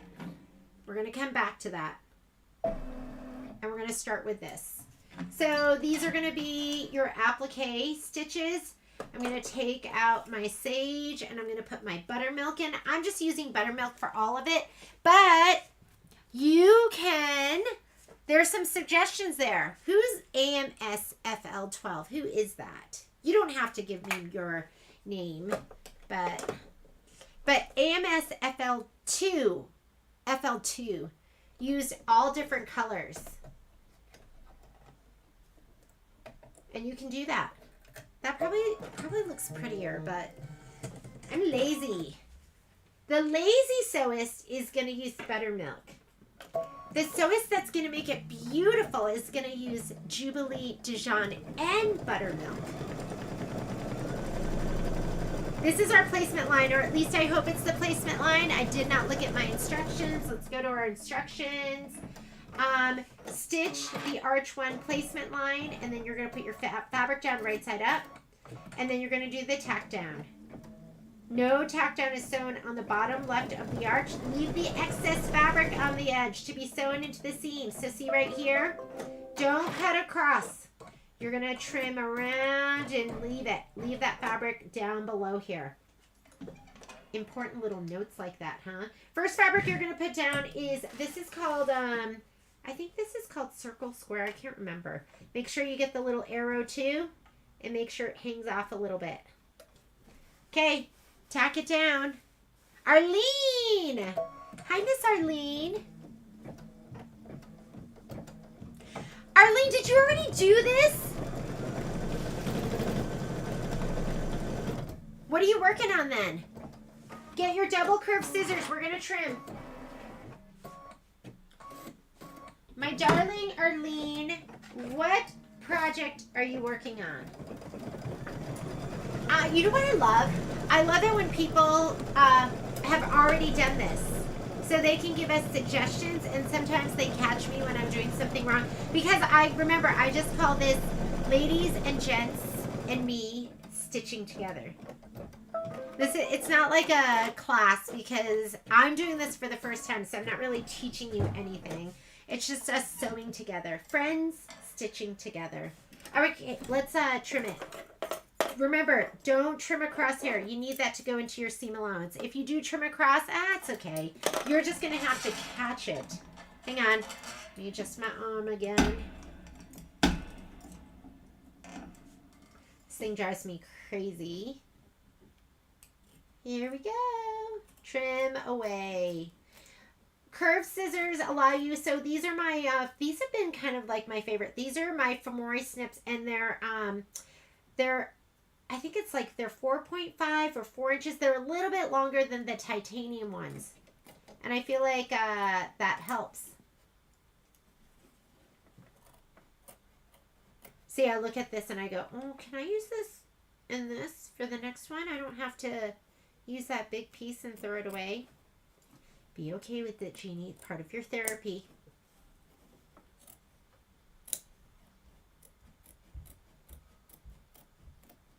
Patrick lets me just, he indulges me. He lets me be me. But my mom, I think I have, you know, you're like both your parents, right? My mom was like somebody like that saved and liked to keep stuff, and but my dad didn't like that. And so I like thought about that. But Patrick just lets me do what I want to do. He knows better. No, just kidding. Okay, so that one is down. Let's go ahead, and now it wants you to stitch the Arch One decorative outline. So go ahead and just hit start. If you want to change your colors, I think Arlene said she used Jubilee and Dijon. I'm going to look in my stash and see if I even have those.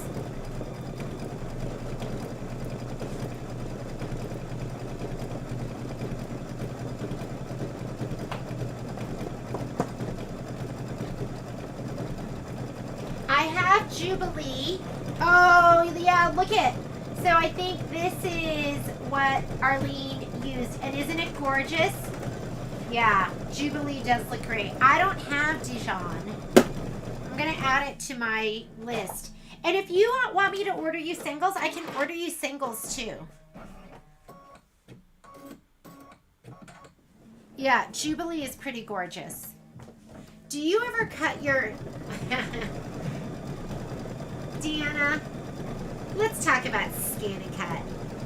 I should be cutting everything with my scan and cut, right? Because I have a scan and cut.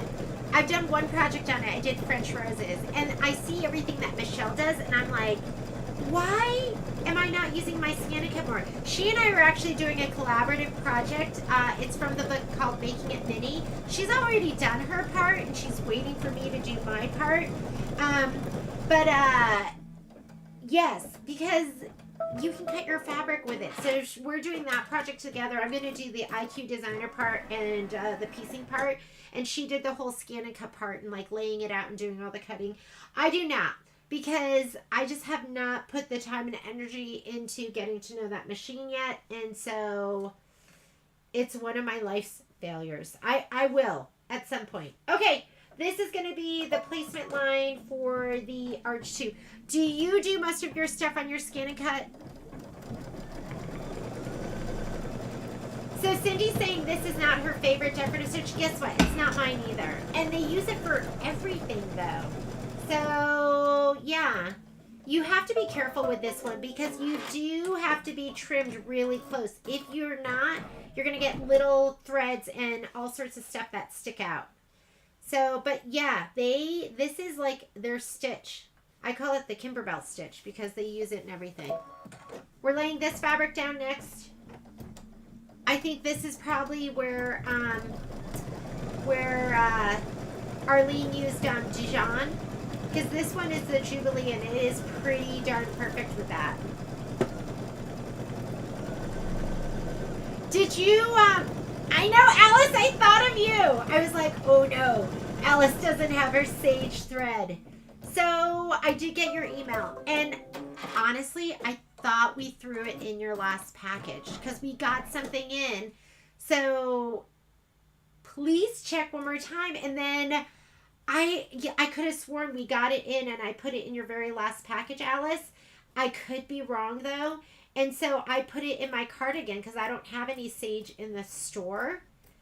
I thought it went in your last package.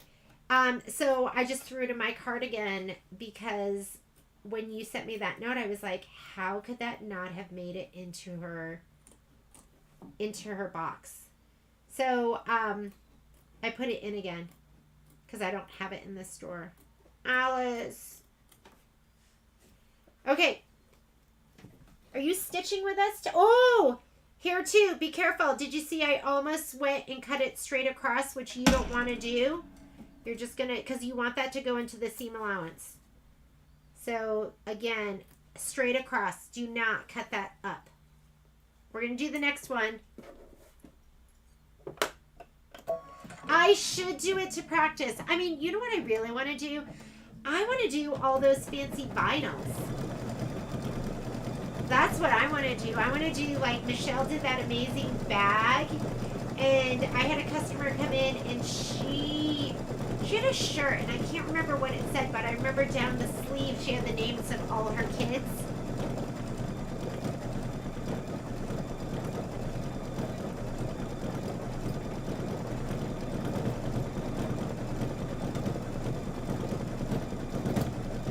You found a Kimberbell fabric guide online with the matching glide threads. What? Will you send that to me? Arlene, send me that fabric guide. And when you say it has all the matching threads, does it have all the matching threads for all the projects? Or is it a conversion? Please send that to me.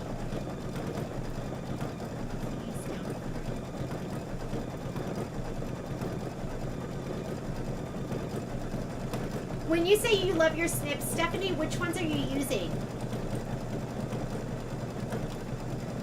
Yeah, I think what I sent you, oh yeah, I sent you herb. But your last package, because didn't we just send you a package with your kits? I thought we put it in there. I thought the herb was, yeah, I know you offered that. That's, when I make a mistake like that, it's just, it's a gift. I thought I got in your sage, put your name on it, and put it into the very last package that I sent you, but I could be wrong. And I crossed it off my list, so I must have made a mistake. So I just reordered it again, Alice. And I just put it on my to-do list again, and I sent you an email. Maybe you didn't get my email because maybe your email's in my drafts. But I wrote you an email last night when I was packing everything up. Did you get my email, your package? I packed that all up for you. Okay, we are going to lay down this piece. Let me make sure. Let's look. Yes, this is the piece we're laying down next. Go ahead and put that down. Oh, this one is really quick and easy. After we do this, I'm going to scoot the fabric up and we're going to stitch out the itty bitties.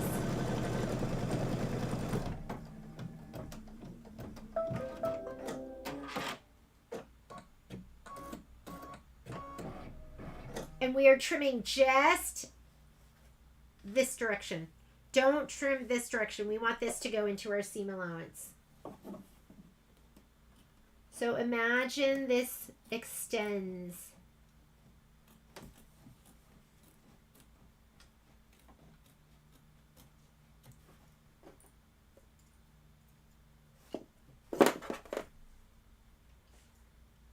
Okay, now it wants you to stitch the arch decorative stitch. And then we're going to add the quilting. Easy peasy. You should get these through these in a snap. I'm not going to do more of them because we're going to do one of the sunflower blocks. And I want to do the little bitty blocks. And then I'm at home right now. I want to get to the store.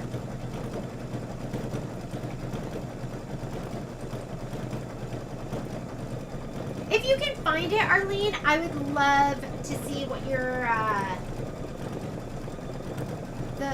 would love to see it. Alice, I think I totally just got confused with the different herbs, like the thyme, sage, herb, and I thought I was sending you the right thing. Okay, let's do our sunflower quilting stitch, easy to get back to. You can do it a couple of different ways. If you have a progress bar, we can just touch right before it, and then I can arrow to it. This will go forward, so you could also go to stitch number 0 and then go forward, whatever, to your 5th step. So, or, you know, for me, I would just touch them there. But if you don't have that, you can just arrow to them. So lots of different ways to do it. Hang on. Are we supposed to stitch the trimming guidelines and tick marks? Oh, it does want you to do that. Okay, before I do the quilting, let's stitch the tick marks, the trim. I don't know if you need those, right? Because we're gonna fussy cut to the outside. But I'll just do it anyways. It says to do it. Has the little tick mark that's gonna help you line up.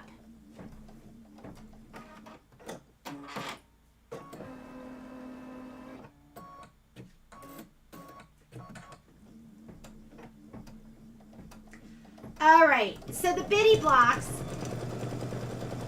I keep forgetting to do it. I think what we should do is we should cut those squares to like 6 inches. I've been trying to cut those squares to like 5.5 inches instead, and that way you can lay them down all in one piece.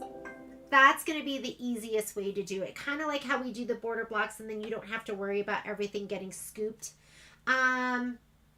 Those bitty blocks, if you have the fabric left, and it's gonna be this fabric.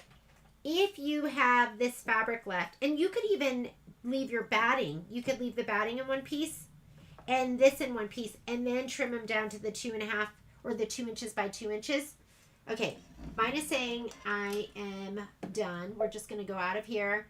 We got to go to this step. So we're at step 0. You could forward. I'm just going to touch in here. But you have to be in the right screen. That's turquoise. I know I want to be in the green. Or you could touch in the green, but then go back so you're at the very beginning of the green. All right, ready to do my quilting? Let me change out my thread. I'm going to put in linen. Arlene did wheat. I don't even know if I have wheat.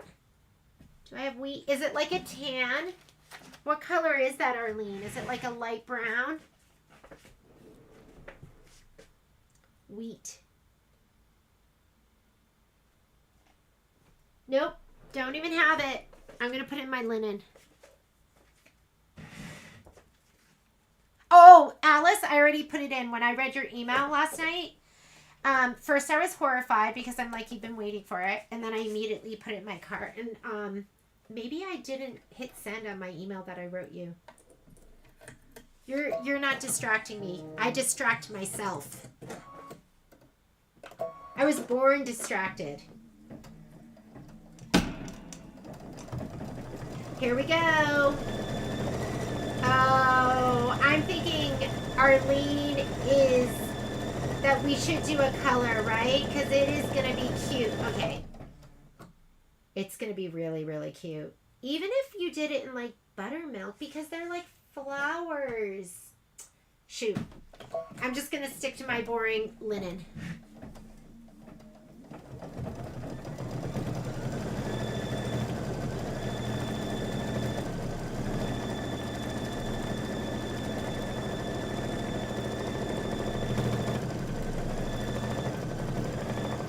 Oh, maybe this will look pretty because you'll see the contrast on the yellow. Okay, go ahead and stitch that out. If you want to do your bitty blocks the easiest way, I say just get a piece of batting, like if you have an extra one of the 5 1/4 that we just used on this, and get a piece of this that's maybe 6 inches. So I'm going to see if I can round that up.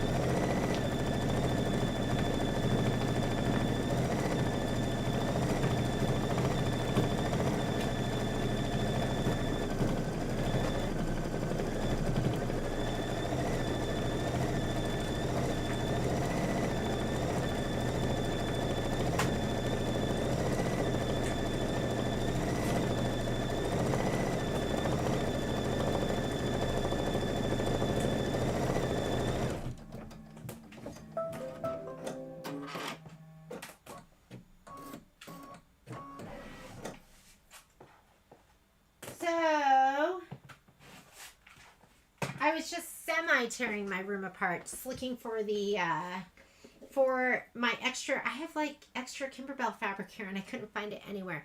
Okay, I'm gonna rehoop, and then we're gonna do those bitty blocks, and then we're gonna do one of the sunflower blocks. So let me go ahead and move this.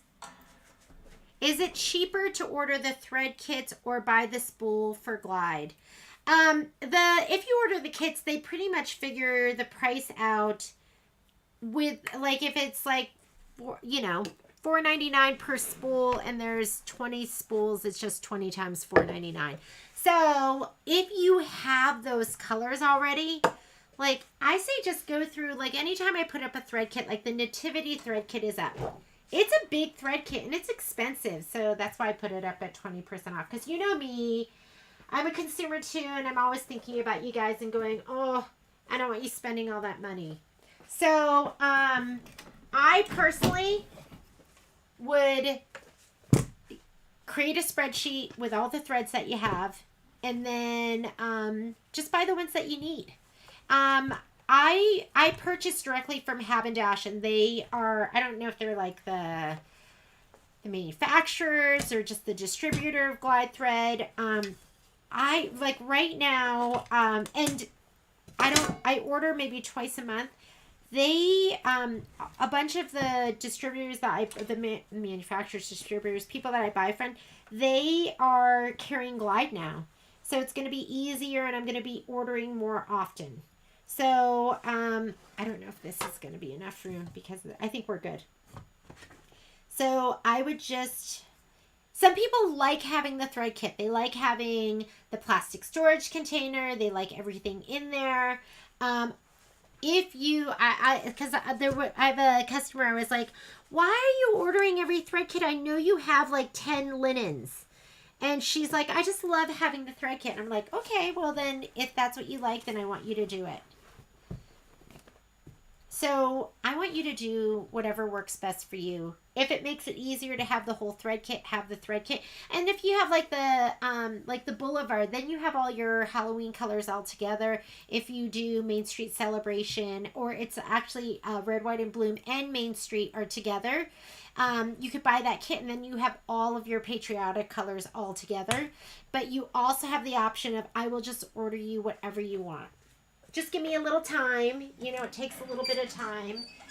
There may come a time we can't do that. But I think it's kind of like, for us, it's almost like having a little concierge. We'll be your personal shopper. We can get you whatever you want, Cheryl. All right. Let's slide it on. We are going to do the bitty blocks. Let me grab my spreadsheet. Let's load it in. And if you want, before we get rid of this, let's save it. Let's put it into memory. Then you have it. It's already layered together. You don't have to bring those designs in. So just say, okay, there's your memory button. It's that easy. And you can choose where you want to put it on memory, whether you want your USBs, or I'm just going to put it in the machine.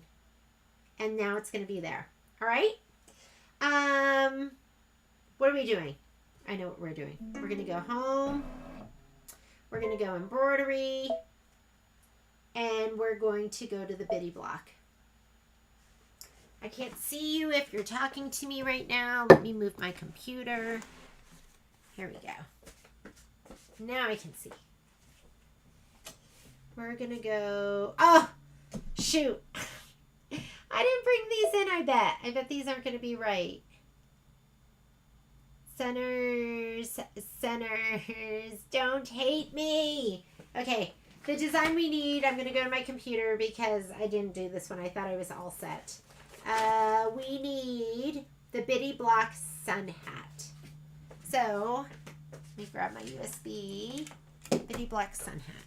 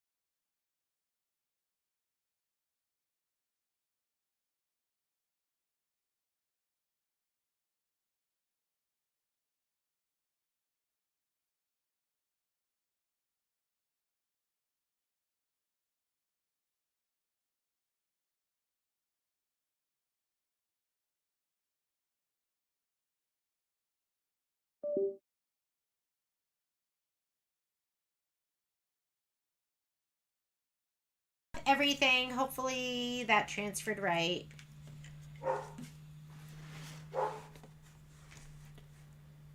Momo is saying hello. Okay.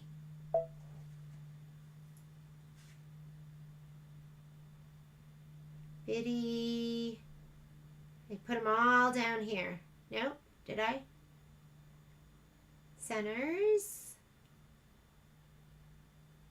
Centers. Biddy blocks. There we go. Block by block. And we are doing the biddy block. Was it sun hat? What was it? Sun hat. Here we go. Okay.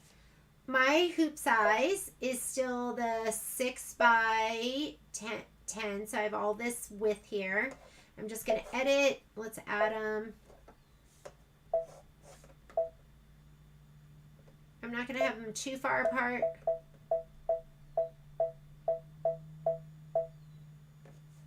Okay.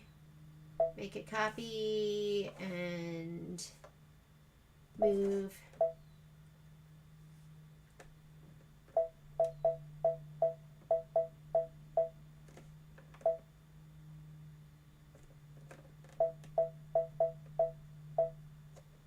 Okay, make a copy. Oh, what did I just do? Move.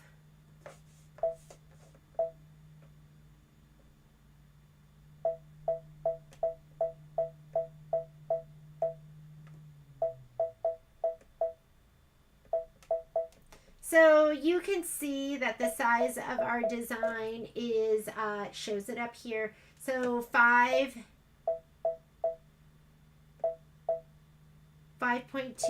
for 5.25 by a little bit over 5 inches. That's how big the design is. So if you had a piece of fabric that was that size, one piece of fabric, without cutting it down, you could lay that whole thing down all at once. But just to be on the safe side, like a 6-inch piece by 6-inch piece. So maybe we'll start cutting our kits to accommodate that, and that's just going to be easier, right? Because then you can put it down at one piece and then cut it apart, and then you're not going to have the puckering, the moving of the fabric. It's just going to be easier. So let's go ahead. We're going to touch embroidery. Now it's combined. So I already have something in my hoop. I'm going to have to move this. I'm going to turn on my projector. Here's my projector. It's going to move as one design and not as 4 separate designs. And you move your projector with your finger. It's way up there. Projector with your finger, design with the arrows. So I moved my projector here with my finger, and I kind of want it like right here. And now I'm going to move with my arrows the design down.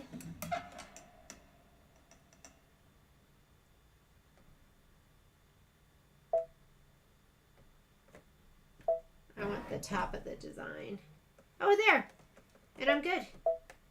So now I'm not going to be overlapping. Everything should be perfect. I just wanted to make sure it wasn't going to stitch over here on top of that. And I'm going to say okay on my screen. And let's color group so it does not do these all separately. We're color grouped. You can see it here. I'm going to go layout so it shows me what we're stitching out. And color. What color are we going to do? We're stitching on the orange. They recommend for the biddy blocks, we can go back to that main page. What are they calling for? Miss Arlene, what did you use? I'm watching. Started using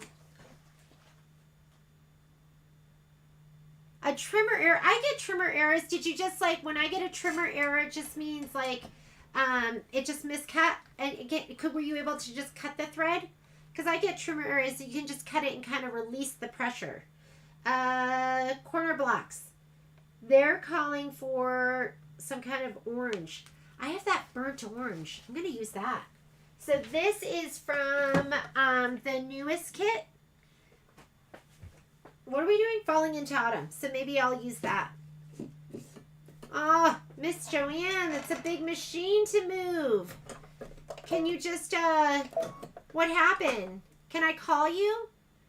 Can we see if we could fix it without you having to bring it down? Thread is still stuck in the machine. Like literally, I'll just kind of go, because I get trimmer errors. I don't know if you can just cut the thread, and then get a pair of tweezers and just pull it out, because it's not, that happens sometimes. Trimmer errors are not, it just happens. Okay, first thing, placement for the batting. And again, if you do this with one piece of batting, we can lay the whole thing down. I cut my batting to 6 inches. Because it's going to go right to the edge anyways, doesn't it? Or no, it doesn't. Wait, we're going to cut, you do want to use the little itty bitty pieces for this. And then the top piece you put down as one piece. So let me give these a little shot of spray.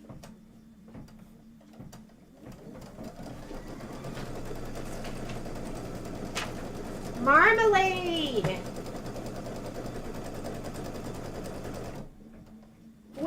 Is that the color it told you? Your site or the thing that you're using? I don't know what it is you're using.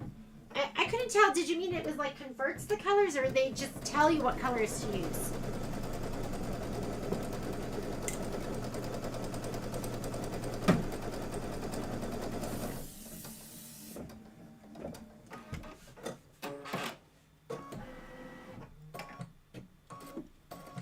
Impatient me, of course, has to lay it down while it's stitching.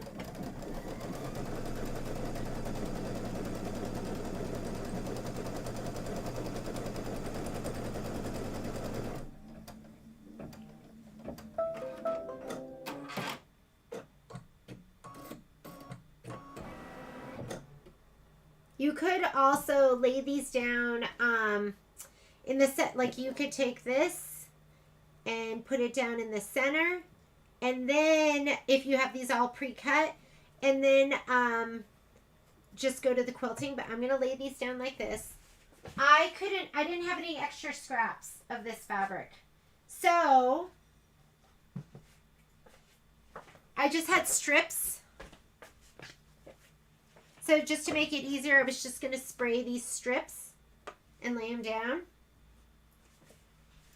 But if you had one piece to cover the whole thing, you remember you need to go a little bit off the edge too. These are going to be 2 inches. These should be 2.5. I'm going to give this a shot of spray.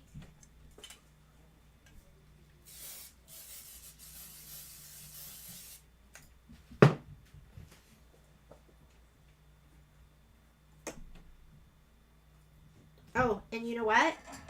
We are going to do the next step, which if you had a big old piece, you wouldn't have to do all these steps, but I'm going to go here to where I go forward and backwards stitches. This is going to be tacked on for your batting. You don't need this. Placement. We do want the placement. I want to make sure it's turquoise. And I probably should have laid this down afterwards, you know, because that foot might get caught in my batting. Like, see how it just dragged it right there? That's okay though.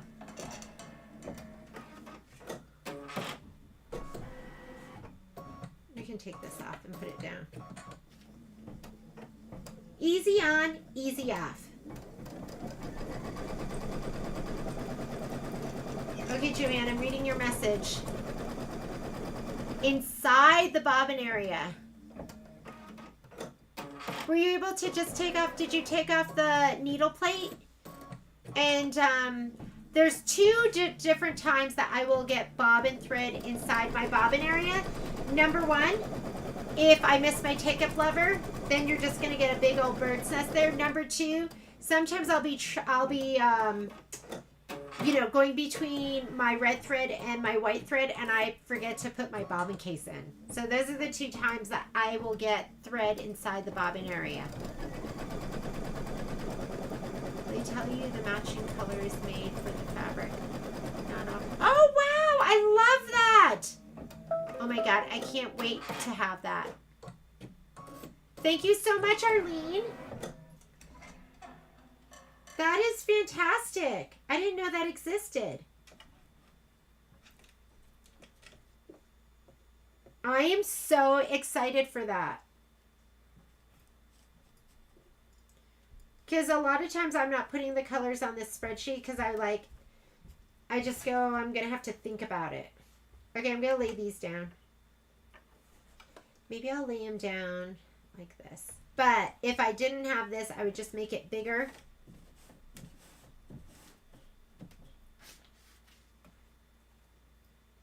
This is my sticky side. And I can trim these down.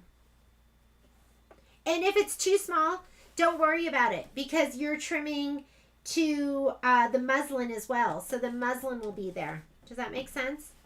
So don't worry if your piece isn't big enough. All right, we are going to do the quilting for the hats. Forward. See how you have to touch it 4 times? I might have overshot it. Whoops. Whoop. Hang on.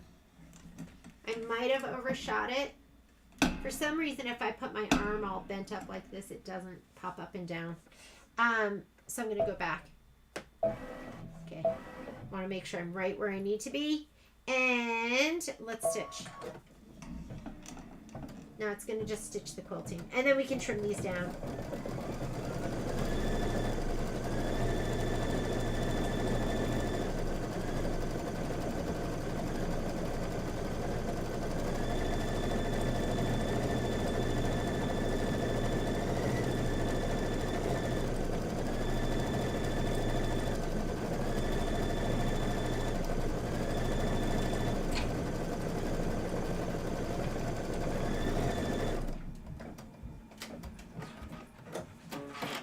Where are you going, Kai?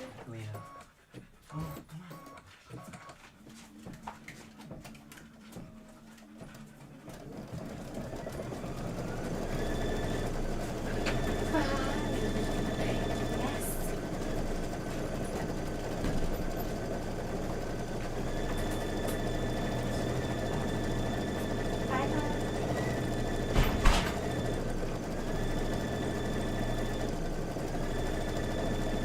And don't worry if it's puckery or puffy, you're going to press it and then you're going to trim it. I don't worry about that kind of stuff.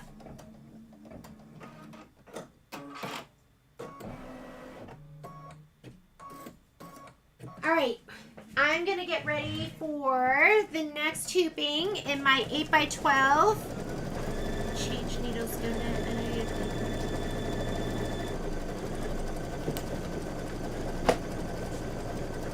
8x12 hoop. When I have 8x12 hoop, I cut my muslin 12 inches.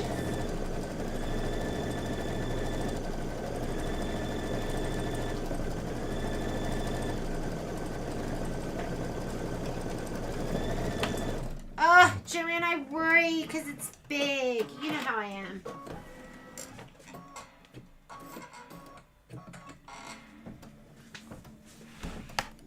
All right. 8x12.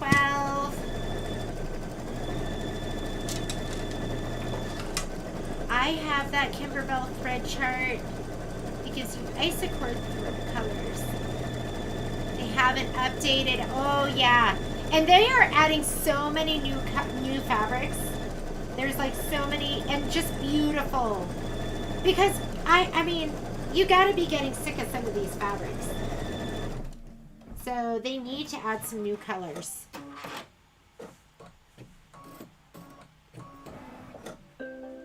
Here we go.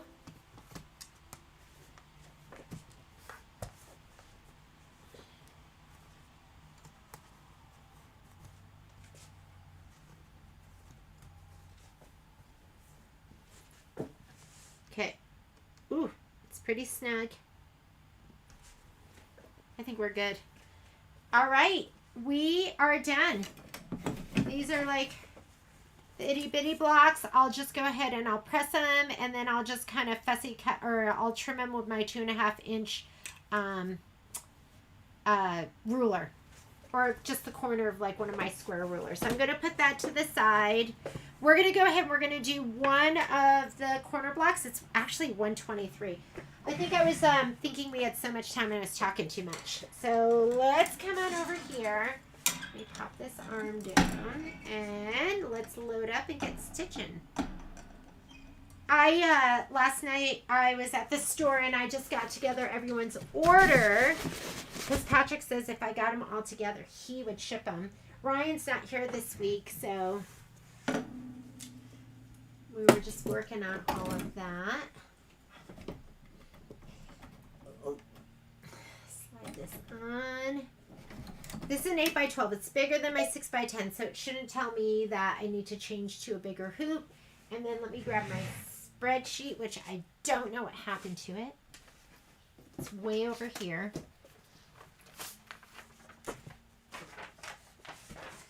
We are going to be doing, I have one page.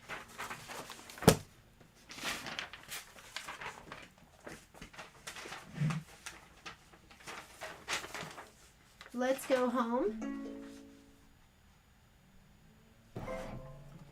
And our design should be triangle sunflower.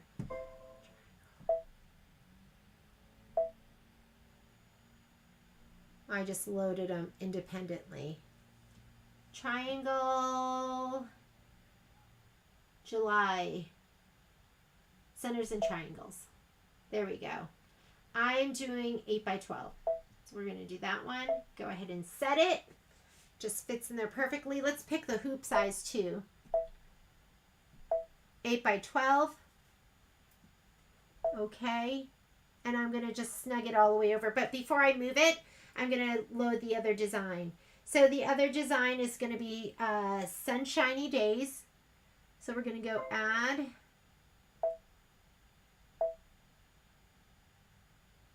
PES. There we go. Set.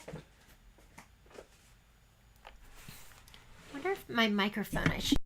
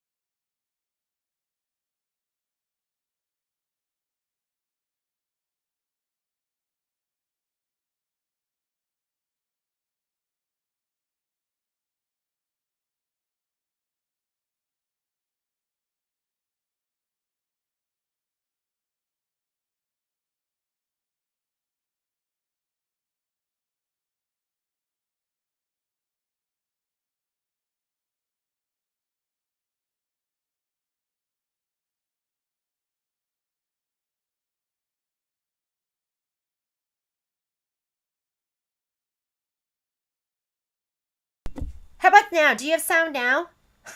You know what I did? When I moved the mic, I hit the mute button. So I was doing all that talking and you didn't have sound. I think you have sound now. Ah, jeez. Is it Duani? Am I saying that right? I would love to see that spreadsheet. That gives you all the glide thread colors. And did somebody else make a thread spreadsheet? Because I'll just use that one. We can all share. Okay. let's go ahead. I'm going to look here, and it is on, sorry about that. I moved the mic and I hit the little mute button. It was blinking when you said that. I looked and I was like, oh, geez. Only me. Page 32.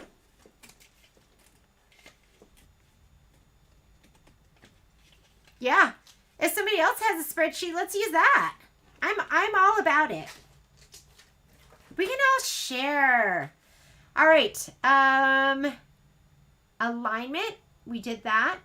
After quilting, go to machine set. Okay, so we're going to do the quilting in the beginning. Machine step 3. Stitch the yes. So we're going to do the quilting in the beginning. Let's go ahead and let's do the placement line. Yeah, we would all love that. This is placement stitch for your batting. Then we'll do tack down for the batting. And we'll place our fabric. Let me get my fabric.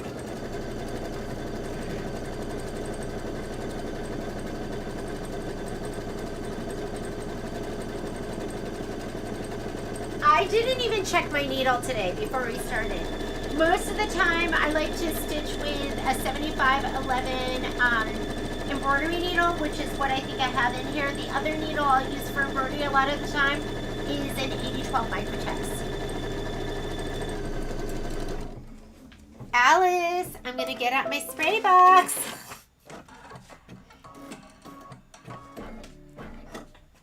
I always think of you, Alice, because I'm like, oh, Alex probably doesn't like this. I'm using my spray box for this because these are big pieces. So they don't totally fit into my spray tent. But you know I use my spray tent most of the time. But these, I mean, like, look how big that piece is. It's too big for my, it's too big for that. Carol, I got your email yesterday. I just haven't had a chance to sit down. I wanted to sit down and respond back to you. And I will. Bumpy side. You can tell because it's a little bit knobbier. Nubbier. It's nubbier. And then this doesn't have to be this big. I meant to cut it down, but I was like tired when I did the when I did my prep video.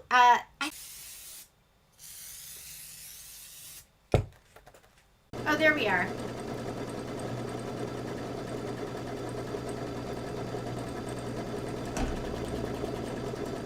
We're going to decide if we like the 8x12 better or if we like the, I think I'm going to like the 8x12. I don't have to use, it's going to be, yeah.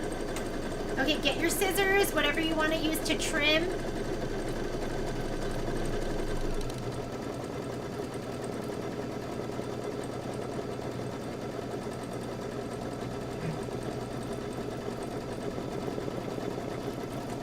I'm going to use my snips.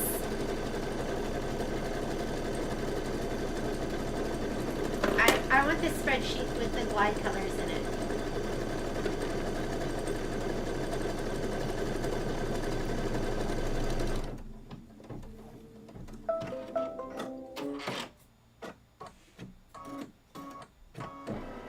Okay, trim your batting.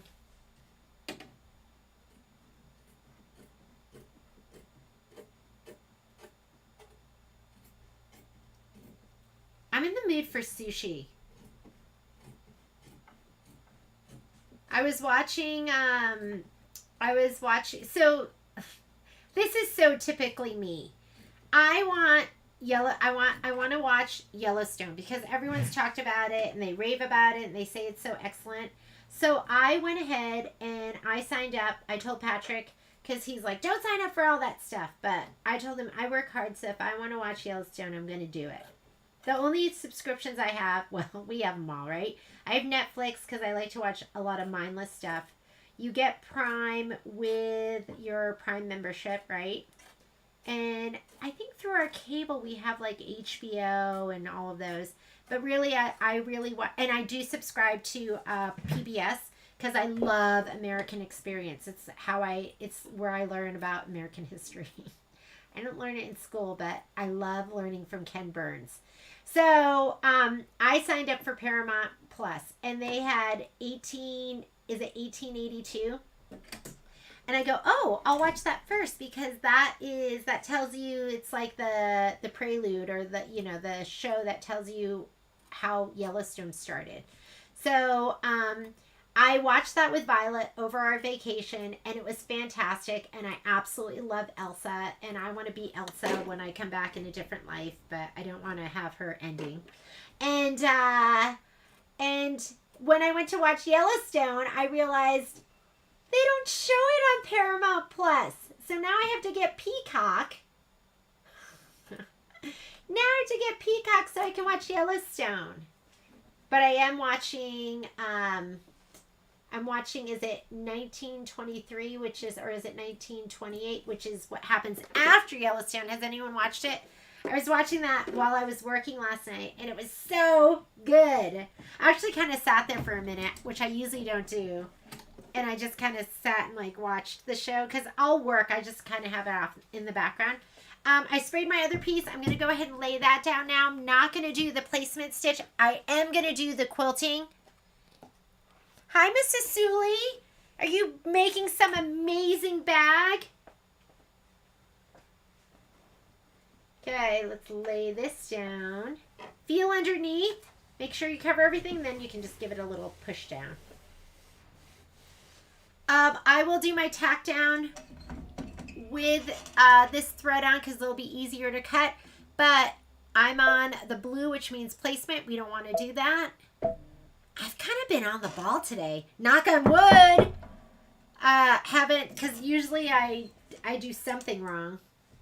I guess my batting was wrong for my border pieces. Cut those wrong.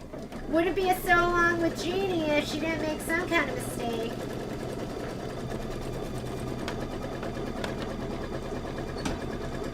And Stephanie, I didn't even show you how I trim. Although I'll do that usually because I plan on doing a finishing video, and I usually show it in the video. Okay, we need the thread color. Arlene, what color did you use for this? What did you use for your quilting? It is recommending, look, it wants you to do the linen for this. Boring. Am I so boring? Okay, I'm going to do the linen. You know what? It's not that I'm so boring. It's that I don't want to think. And maybe I am boring too. It's probably both.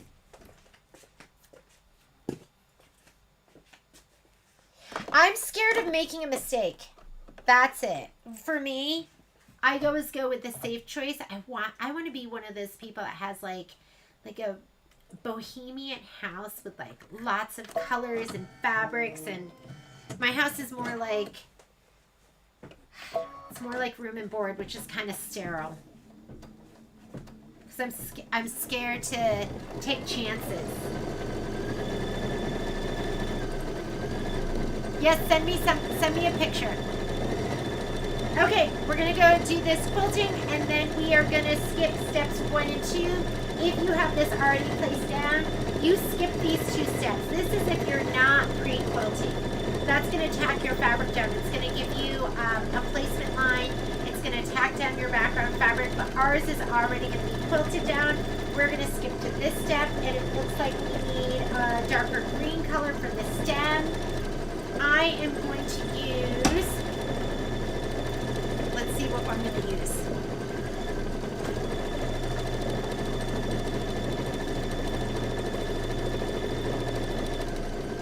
I feel like I need to get some different greens, but I'm going to use aloe. Aloe's beautiful. What other greens? I feel like I'm a little light in my greens. I don't really have a big selection.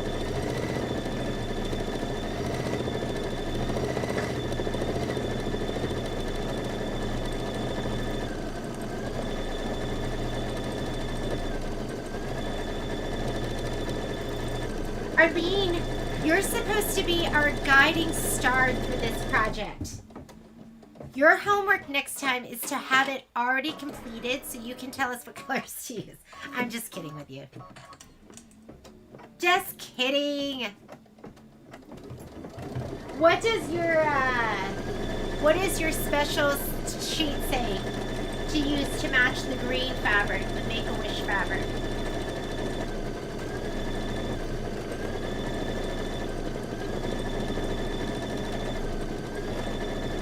Okay, you're also going to need your felt. So get your felt.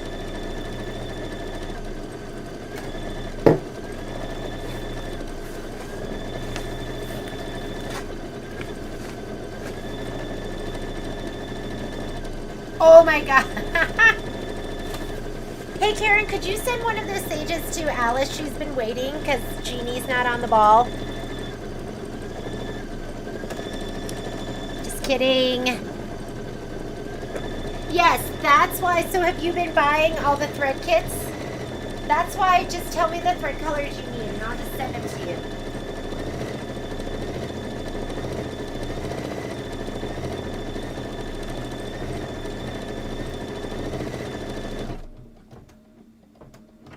I don't know where my felt. Oh, here it is. Got it. Okay.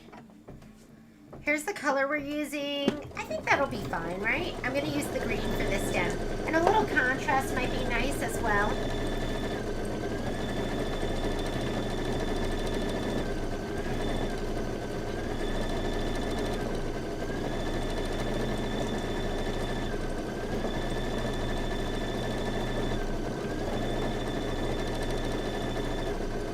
This is a 24-minute stitch out, which means it probably takes like 40 minutes.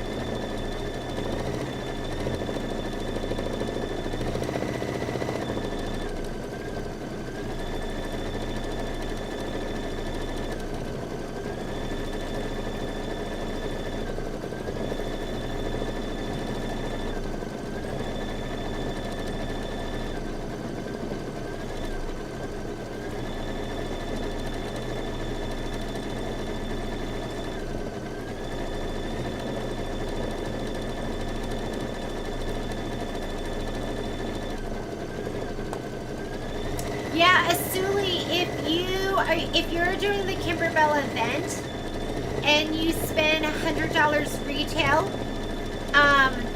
which depending on what you get could be, $80 after the discounts. If you buy all like fabric kits that we cut in the store, it's going to just be your full price purchase.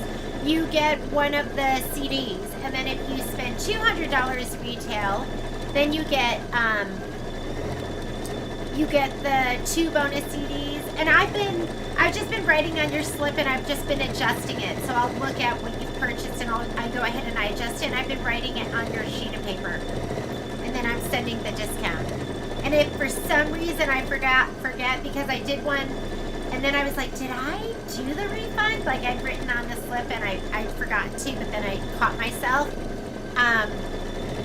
Just email me and just make sure, I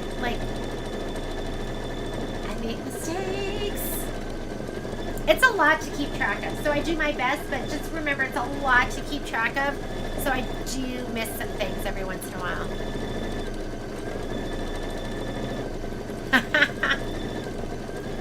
Alice, I don't have any avocado. That just sounds like a color I need. I'm looking at my thing right now.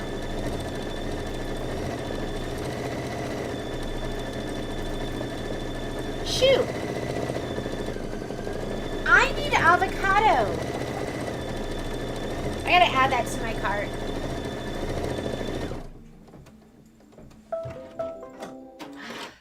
This, look at those. Is that so cute? I'm definitely gonna use that. Remember, we're skipping the next steps. Ugh, my filming arm. So we are skipping this. We're skipping that. That's the tack down. Unless you aren't doing the pre-quilting, we're gonna be doing that. And I feel like avocado would be the best color. And I don't have it. How can I not have avocado? But I'm going to use aloe. I use a lot of aloe too. Sorry. Let me steady that arm. What do I need? I already put sage in my cart for you, Miss Alice. And I need avocado. There was another color that Arlene used that sounded really great. I'm going to work on my greens. Oh, no, don't worry. I'll order it. It'll be more expensive for you to send it than the thread. Ah, you guys are so sweet. You should swap. You guys can swap. I'm out of bobbin thread. Let me go ahead and change up my bobbin thread.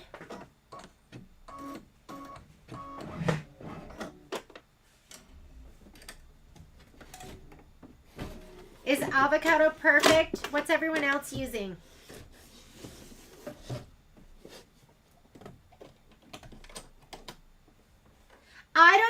I don't mess with it. I know there's still thread on here. It makes me sad that I throw that away, but don't mess with it because I don't know if you've ever had one of those bobbins where the thread is like, it just gets caught and then you snap a needle or it just makes your stitching look awful.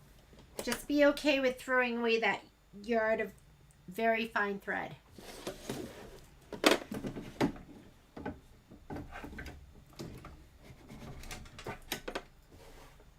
I'm just going to keep stitching. You could go back 10 stitches. I'm just going to keep stitching. It's just like, it's going to go over itself. This is kind of like the chicken scratch. Wow. Do you see this dirty? Look at that. Okay, I have some really nice. I gotta clean out the bottom of my foot. There's some gross stuff on it. Here we go.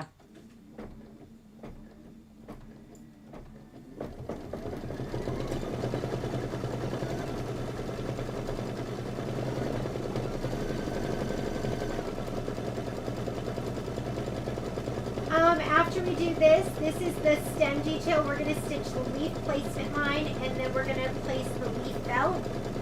Then we'll stitch the leaf tack down line and we'll trim the felt. Trimming felt, it says trim as desired, so I'm going to find my, I've like forever just kept this in my basket because I didn't have a place for it because it was hard for me to get to my accessory tray. I love this because did you know you have a spot for your walking foot in your accessory tray and I just haven't been using it? So let me go ahead. This spot right here, this fits right in there and it just like, whoop. I no longer need to have that floating around. I have a place for it. Uh-oh. Oh no. For a minute I thought I had two of those. There we go. That top drawer is fantastic for shallow stuff. Let me get that out of here. Okay, do your placement. The leaf is tiny. I'm not even going to spray this. I'm just going to lay it down.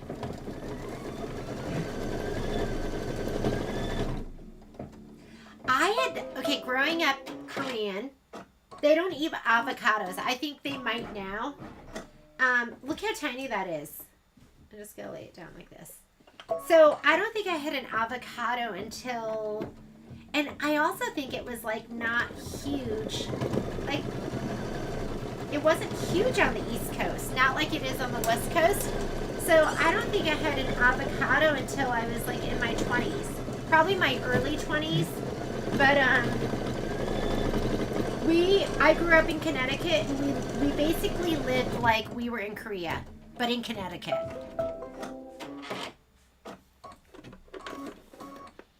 So I didn't try stuff until like maybe if I went to my friend's house. Like the most exotic thing in my house was like Chef Boyardee. My mom would buy that for us. And that was like such a treat. Okay, let me get my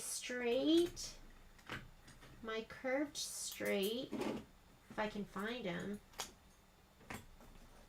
Oh no. Watch me panic. Oh, here they are. curved straight. This is what you want to do if you want the line to go where you want the line to go. You want to use the curved curves when you're cutting close to the stitch. If you try to like just cut straight with the curved ones, you're going to get like almost like little smiles. I know my family thinks like Chef Boyardee is gross, but I would still eat it. I would still eat it. I loved beefaroni.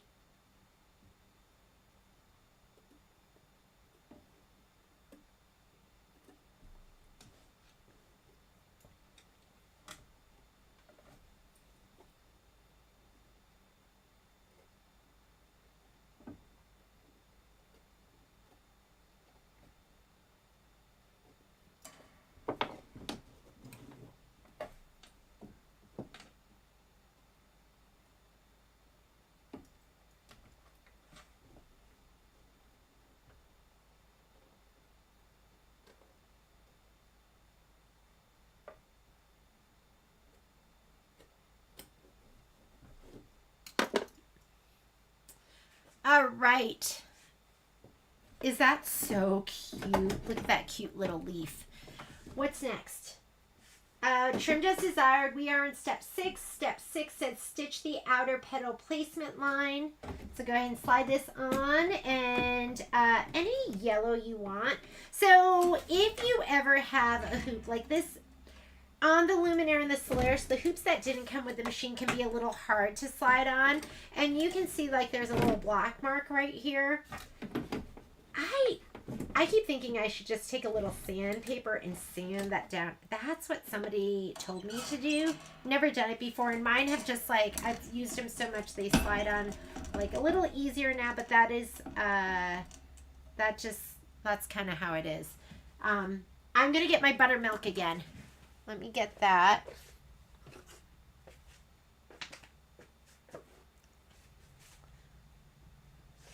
So you've been cutting the corner blocks about a 1/4 inch bigger to make sure when quilts it doesn't shirt the black. Yeah. No, I think what we should do is the gals are so, and I keep forgetting to tell them, they're so used to cutting. We cut our those little squares, we cut them 5 1/4 by 5 1/4 because a lot of times it'll shrink a little bit when you go to press it.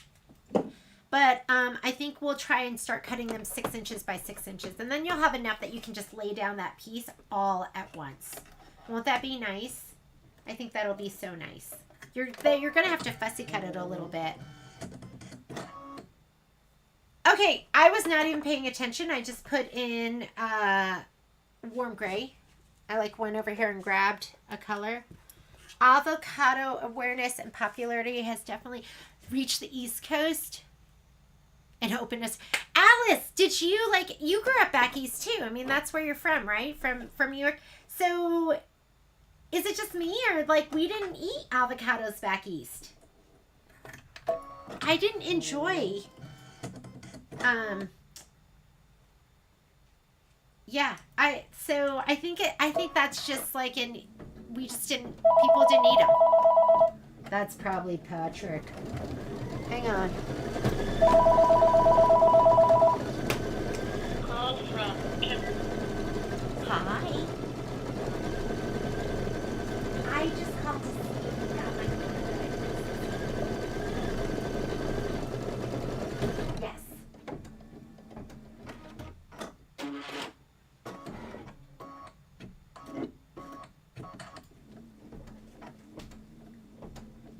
Is it my account? You know what? I'm actually in the middle. We're doing Cuties August tabletop right now. Can I call you when I'm on my way to the store? Would I do it live with you? I'll call you on my way to the store. I should be done in half an hour. All right. Bye. That was Danny, my Kimberbell rep. I don't know, have any of you had trouble ordering stuff on their site? Because I have had trouble, so she was going to have me try something. All right. We are going to lay down a piece of the Muse fabric, and that's going to be this mustardy yellow. I accidentally shape flexed, I think you weren't supposed to shape flex any of this, but I did shape flex 2 of the pieces, but I'm just going to go ahead and use that. It'll just be a little bit stiffer.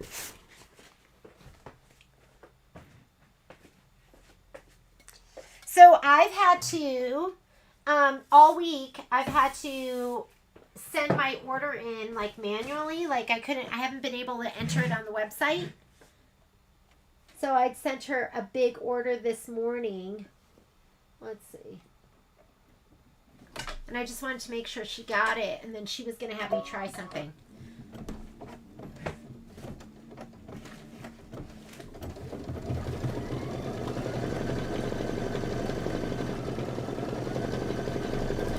Now we're stitching the outer petal tack down. If desired, apply fray preventative product to the outer petal fabric just outside of the stitch line. Test the product on a scrap before use to make sure it dries clear and does not alter the fabric color. Trim the fabric as desired. Stitch the outer petal sketch detail.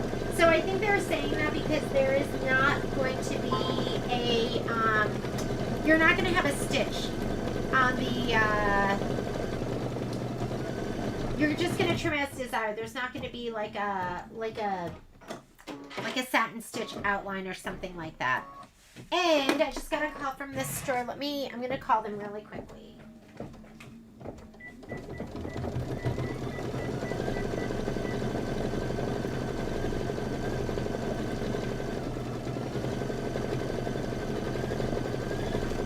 So once this is done, I just want you to trim the fabric as desired. You should probably pull it out so you could kind of rotate it on your lap a little bit.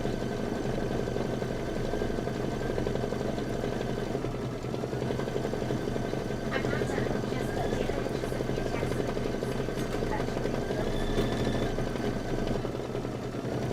Is Taylor picking something up?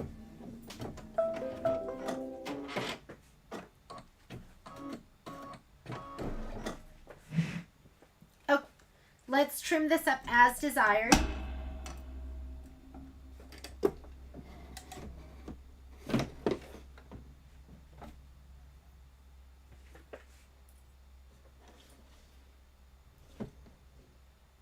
And Terry's picking up her, I'm going to use these again to trim as desired, but you're going to have a lot of innies. And her bonus CDs, I put them in between her event packs.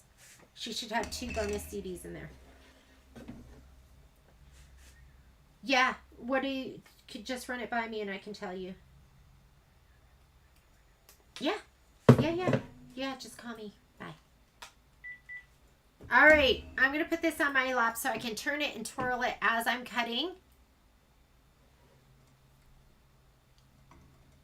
Hi, Miss Linda. I didn't even know you were there.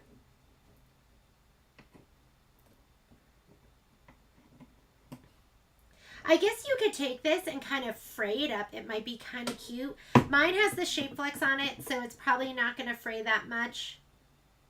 Well, I only have shape flex on 2 of the pieces. So I'll have 2 that will fray a lot and 2 that won't fray at all. Won't that be wonderful? And they'll not fray at all because they'll just go on my tabletop. I'll put them in the kitchen.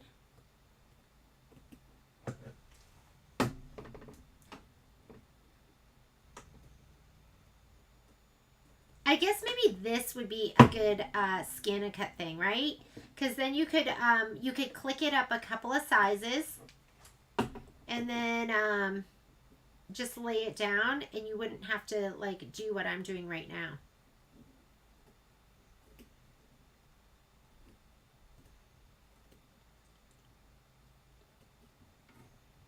I know, I love guacamole. I love it. And I never had it when I was little. I think my parents would have liked that too. If I had, if I knew what I knew now, and I could have cooked for them and like introduced them to stuff, but we ate like just traditional Korean food growing up. And, you know, I'm so thankful. My mom was the best cook. I know everyone says that about their moms, but my mom was better at cooking than your mom. No, I'm just kidding. She was such a great cook. And my mom cooked like 3 meals a day. Like we ate out maybe like twice a year. And there's things that like, there's traditional like Korean paste that she made that I never, like because I don't have time. And someday when I'm not working as much, I'm going to learn how to make them. My mom actually, she made some videos for me a couple of years, like probably like, I don't know, maybe even a decade before she passed away. And I haven't even watched them, but she made all these traditional dishes, like pastes.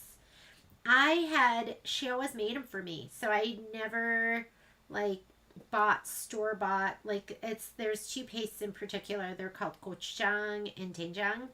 And so she made them for me. And after she passed away, I still like, she would make big jars of it. I still had it for maybe a year or 2 afterwards. And I just remember like scraping out the very last of it and just going, I'm never going to have this again. I'm never going to have my mom's. So it was, you know how it is. Anyways, just reminiscing. It'd be like if your mom made like jelly for you and it was her special jelly and you ate the last of it and you're never going to have that jelly again. And I don't like the store-bought stuff. I still don't like it.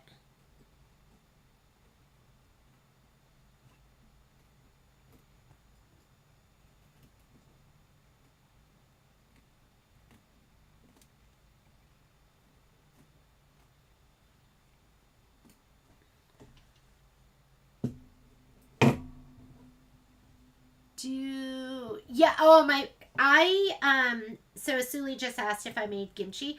I actually used to make a lot of kimchi. I don't anymore, again, just because I don't have the time. But that was another thing, like,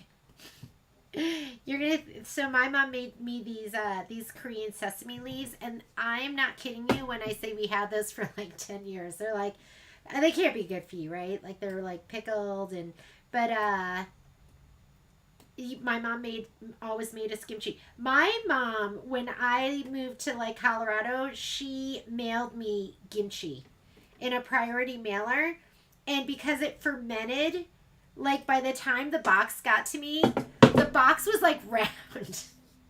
And I felt so bad for the delivery person who brought it to me because it smelled, I mean, to me it smells really good, but if you're not into that, I'm sure it was so smelly in their delivery vehicle.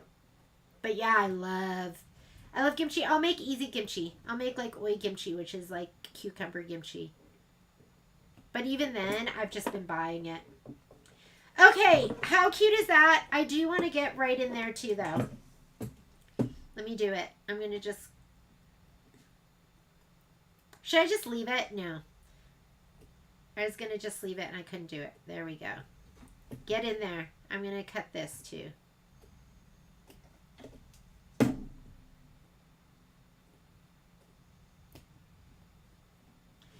Oh my goodness. You adorable sunflower. I love you. Look what's on my screen too. There we go. It was meant to be. All right, I'm going to slide this on. Now you can pass on those videos to your kids. Yeah, I am going to like resume cooking. I like used to cook a lot, and I still cook. Like something that I do with my kids is we'll make mandu, pot stickers, and I'll do that the weekend before my kids go away, like my mom used to do with me. And we would sit on the floor and we would make, my mom and my brother, one of my brothers, not both of my brothers. Let's see, what step are we on? We are in step number 7, which, no. We're in step number 8 that says stitch the outer petal, sketch details, same color. We're going to leave this in there. My mom would make a huge batch of the we call a mandu, which is like basically a pot sticker. So she'd make the filling. Did I do something wrong? It's just stitching over the same thing. Am I on the right step?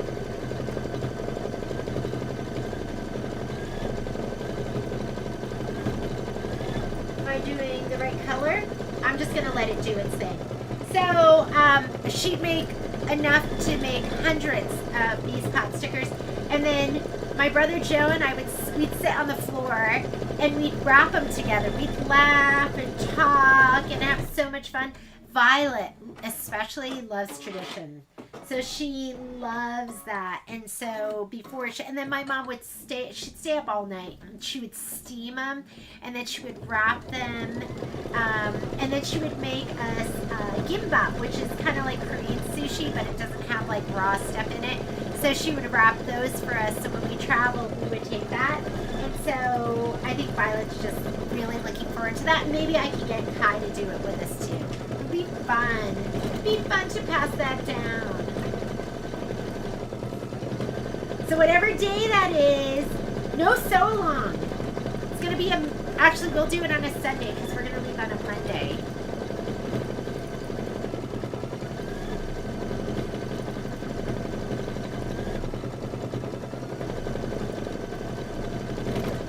Asuli, are you Thai? Oh my goodness, I love Thai food. I love it. We should cook together sometime. We'll Zoom cook. Okay, next thing. I'm going to go ahead and put in that burnt orange. We're going to stitch the inner petal placement line. So go ahead and take that out.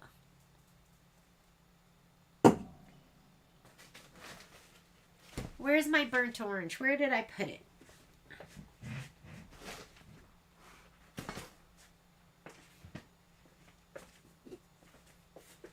Wow, you must have grown up eating some good food. That's my problem. My cooking, I'm slow. Like, I wish I was faster. But I'm slow. What a combination, Asuli. So, did you have the best of both worlds? Did you eat like great Thai and great Mexican? Okay, this is the burnt orange. I think that's what it's actually called. And I'm using the one that's from my set. And quite honestly, do we really need to do this? This is a placement line, but you know your orange is going to go right there. So I'm just going to grab the fabric and just going to spray it. It's not going anywhere else. I'm going to cut. Let's fast forward. I'm going to give this a little shot of spray and we're just going to lay it down. So we're going to just push this. There's my tack down. You can see it's an orange. Let me give this a little shot of spray in my spray tent.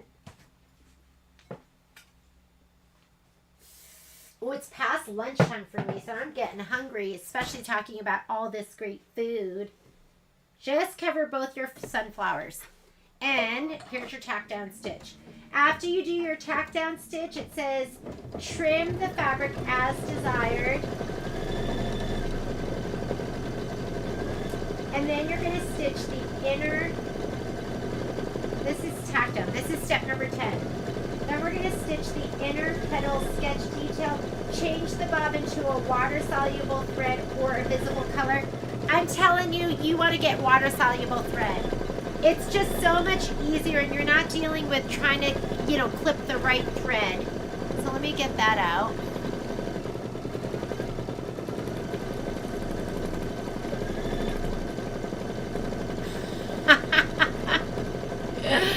Oh my God, Alice, that is so funny. That is so Korean. I can't tell you the things that I've flown with. Like the meats and the food and we fly, we just take it because it's so good. We just, that makes me laugh.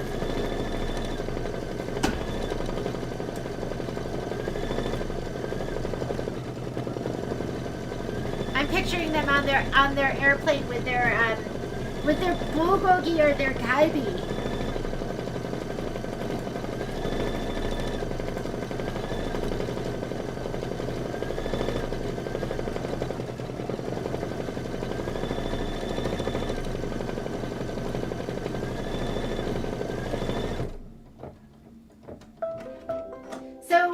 I think we're going to have some fringe. There's going to be fringe in the center of this. Okay, trim as desired. I'm going to pop it off.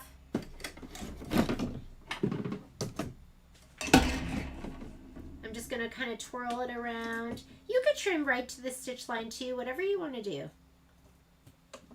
But if you want it to be a little bit outside the stitch line, make sure you're using your curved straight.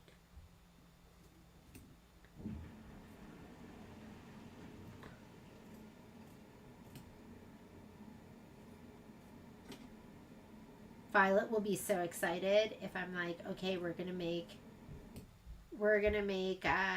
mandu before you go.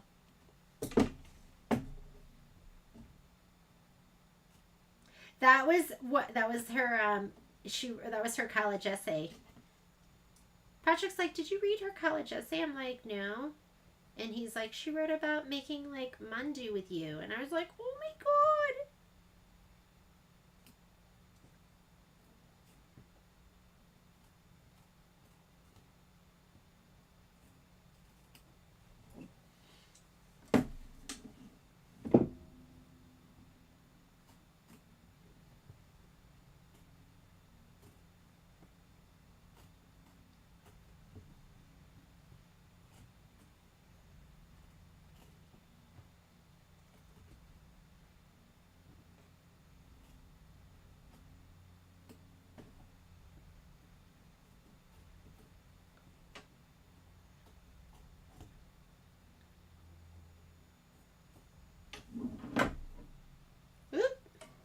Probably want to see.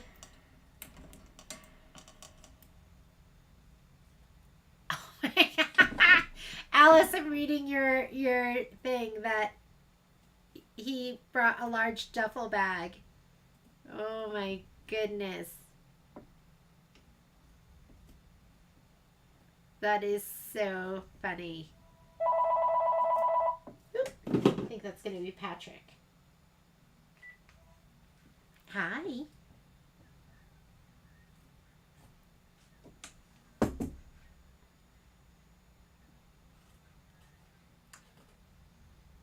Yep, the only thing that isn't 20% off will be the kits that we cut in the store.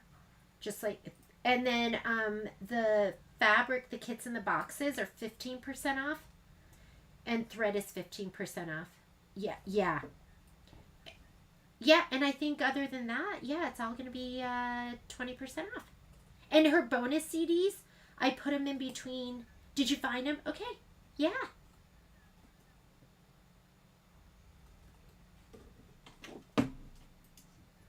Go ahead and give her that same discount. Yeah.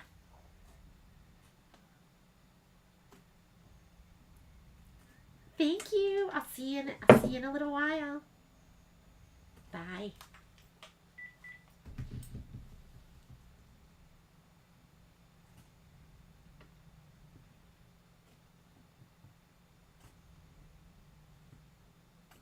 Are you guys all thinking about your moms now? Your moms, your grandmoms, the food they make for you or they used to make for you.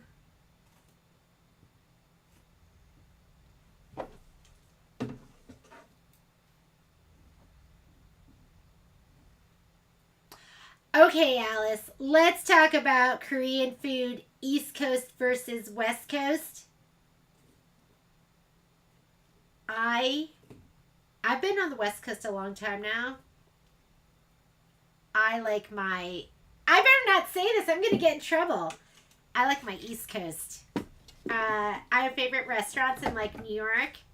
I like you know what though? I'm not in LA, right? The Koreatown in LA, like, I don't know if you've ever watched like Anthony Bourdain, but he has like I want to say it's like 2 shows that's just about, okay, we want to change out our bobbin thread too, about Koreatown in LA. So I'm sure it's probably incredible, but I've spent time in Koreatown in New York and I love it.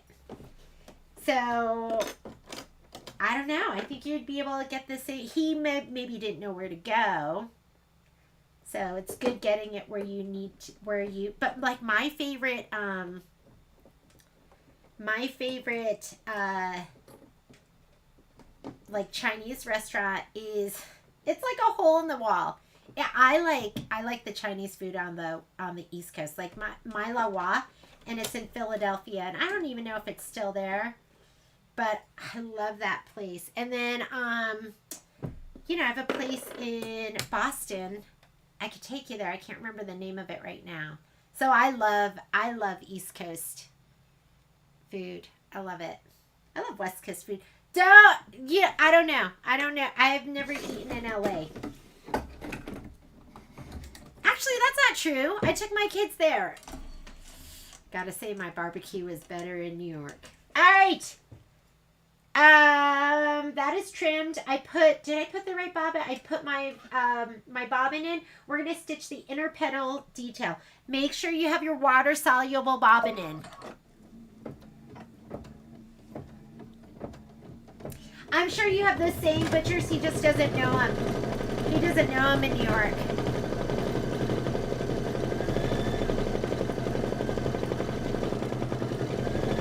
Then we're going to stitch the flower center outer fringe. We're going to change the bobbin back to a neutral color, and we want some kind of brown. Looks like we want brown for the center. I'm going to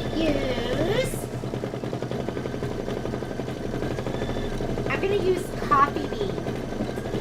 Coffee bean.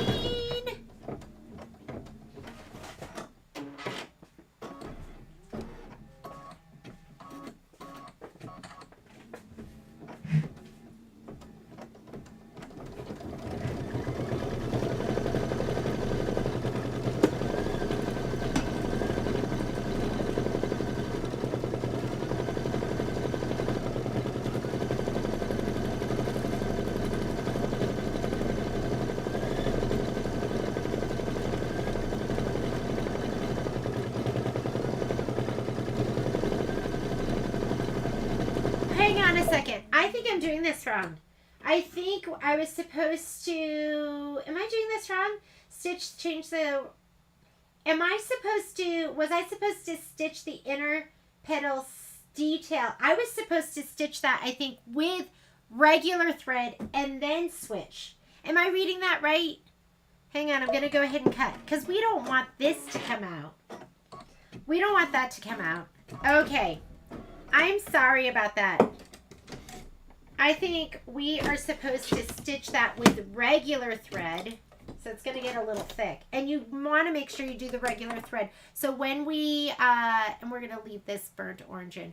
You want that regular thread, and you want to go over this because we want these stitches to stay there. We want to change the bobbin after. So I was just reading that as part of this step, but it really is after. Sorry. Do you forgive me? It's going to get thick here too because it's stitched over itself quite a bit. But so this goes forward, this goes back. I'm going to go back to that, and I'm going to go back one more time because let me just make sure.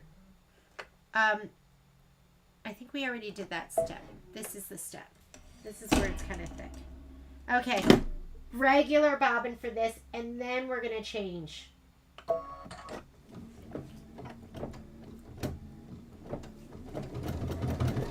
Might be thick.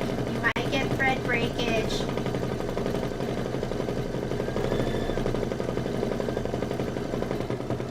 But when we go to wet it, those stitches underneath are probably going to like come out. This is going to kind of secure them down. That's okay. It's just going to be nice and heavy, and it's just going to make it pop more.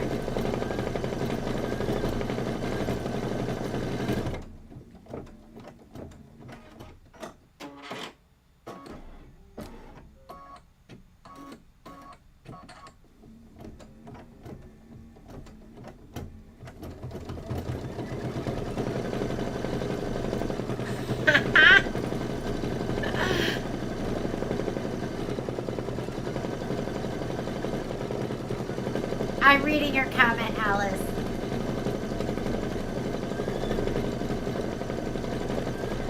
I gotta tell you, my kids, well, I don't know about Violet, but Kai would, if you asked him, well, it depends on the restaurant, but if you asked him if he'd rather have me cook or go to a restaurant, I would be willing to bet he'd prefer I cook more often than go to a restaurant. Violet, on the other hand, I don't know what Violet would say. I'm gonna ask her.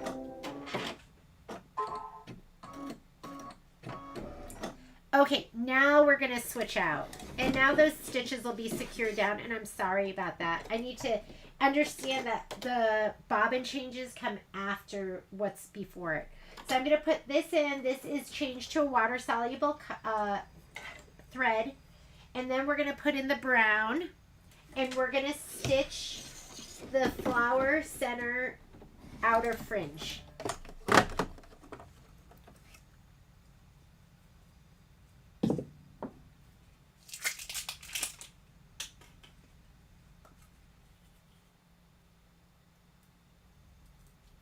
When my mom would, because my dad, he just wanted my mom to cook the whole time. When I, had her hair by herself or something, that's when she'd ask me for things like, she'd want ice cream sandwiches or, because I don't think they had any of that in the house ever.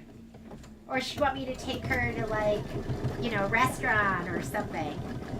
All right, this is the outer, stitch the flower center's outer fringe, and then we're going to change the bobbin back. I'm just going to change it back to white, and then we're going to stitch the flower center outer fringe tacked up. So you're going to leave the brown in.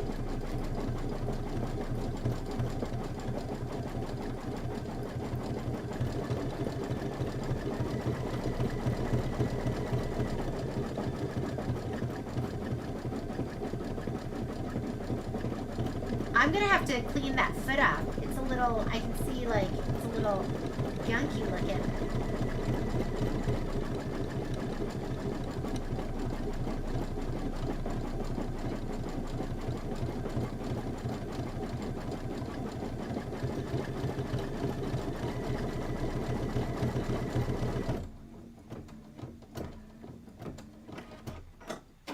Now you want the regular thread in there because it's gonna hold the stitches down. So then you'll have a stitch that'll go on the inside that'll hold those so it'll fringe. But you need to make sure you switch the bobbin.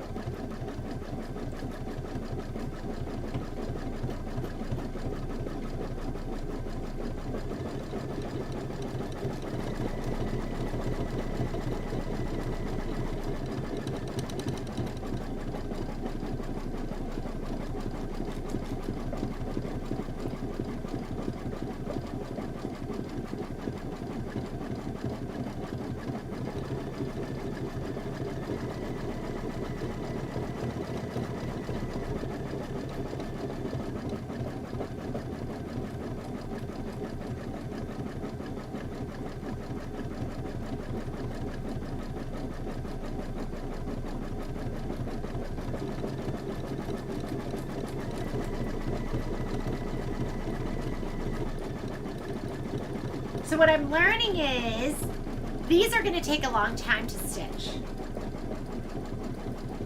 So this would be a great thing to be working on while you're working on something else, like finishing up your other table toppers that aren't done. Doing all the piecing and the pressing. Okay, we're going to switch back to our regular bobbin.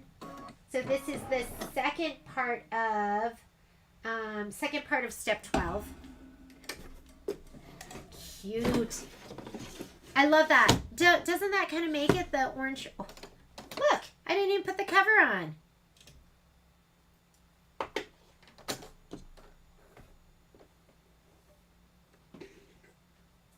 If you have a luminaire, this comes on your straight stitch needle plate. So you should switch it out. I like the ones with the markings because I use those markings with my guideline markers sometimes. Okay, it's going to stitch on the inner part of those so you can fringe it. This is step 13, the top part of step 13.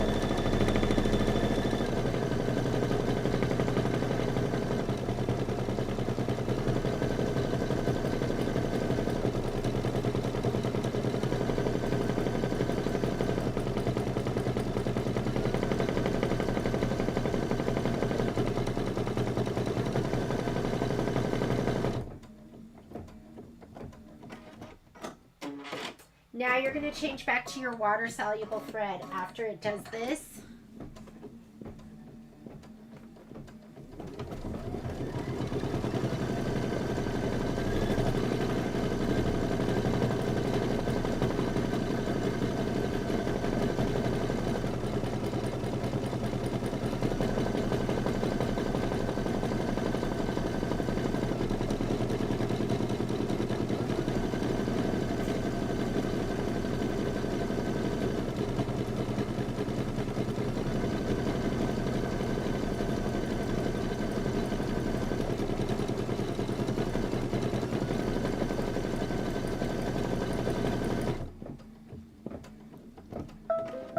Can you write it again about my black mark? Let me see. We're going to change. That was the first part of step 13. The second part is changing to your water soluble bobbin. And then we're going to do step 14. The first part of 14, which is going to be to put this in.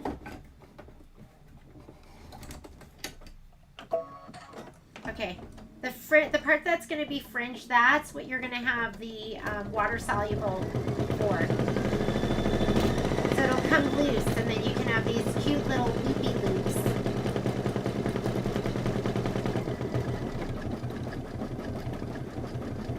Yeah, that was pretty tedious, Stephanie, wasn't it? Like, cutting all that. But I was just daydreaming when I was cutting. I was just thinking about my mom. Okay, Joanne, I'm scrolling back right now. I'm looking for what you wrote. I missed it. Oh! Oh, you know what, though? Like, part of me, what I want to do, like the black marks, that's where it's, like, sticky. Part of me wants to, like, sand it down so it slides on easier. So not to really get rid of it, but just to make it where it's not as sticky pushing it on is what I want to do. I used Totally Awesome this morning to clean up my table, my ironing table.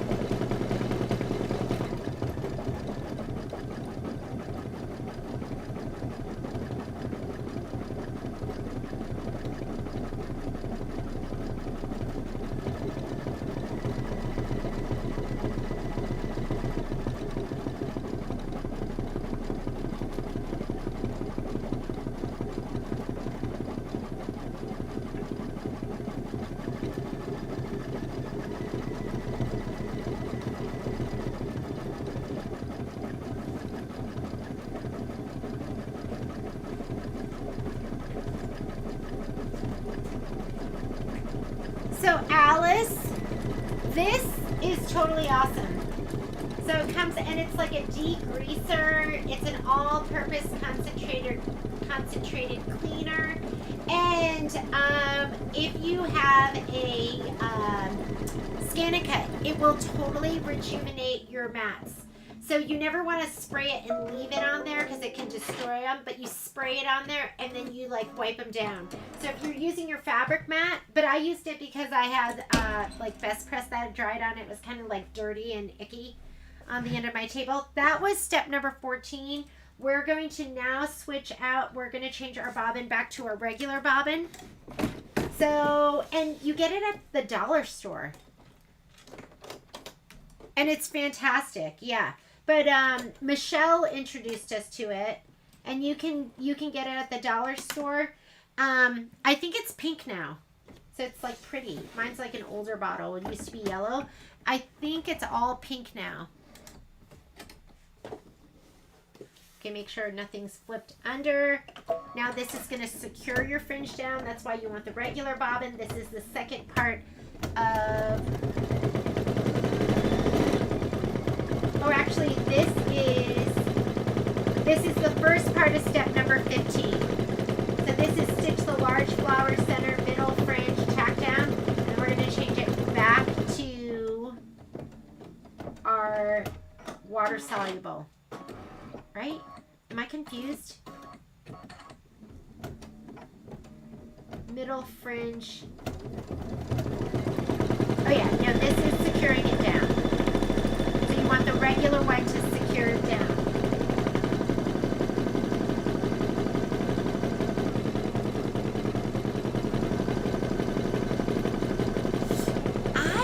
I don't know if they have it on Amazon, but just look at Totally Awesome.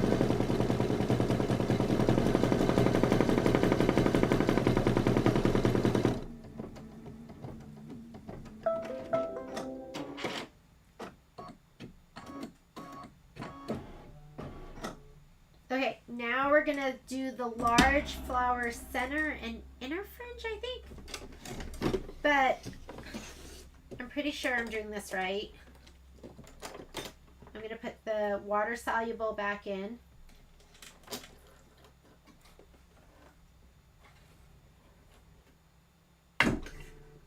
This is what takes so long. If you don't want to do this, you could just like leave one, just a bobbin in there. If you just like the brown with the changing textures.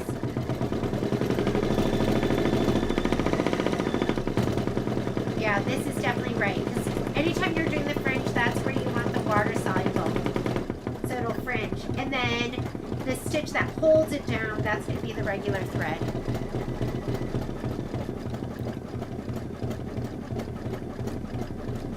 So Carol, you know how some of the hoops are tough to get onto the machine?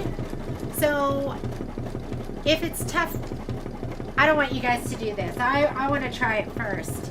But if it's tough to slide on where the black marks are, I was thinking you could just take a little sandpaper and just sand it down a little bit so it slides on a little easier.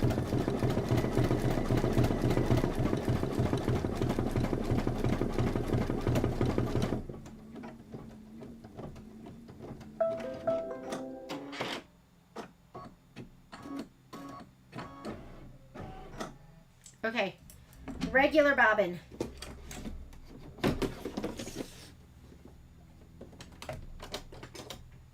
It's going to stitch down the center.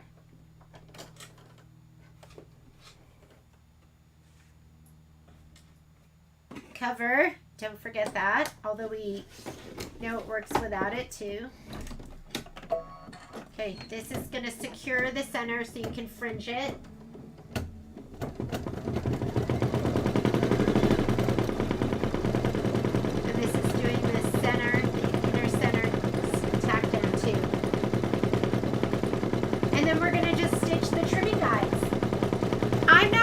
It right now, just because I'll do all of that later on. I think it'd be a good idea to probably like fringe it. I'm trying to think if we should dissolve it and like trim it first. Not sure. Okay, these are going to be the trimming guides. I'm just going to leave the brown in for that.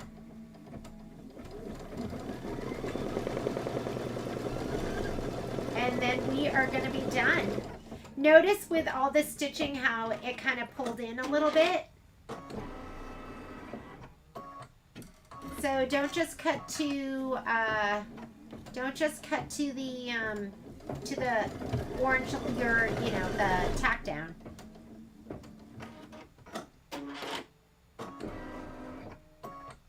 Whoops.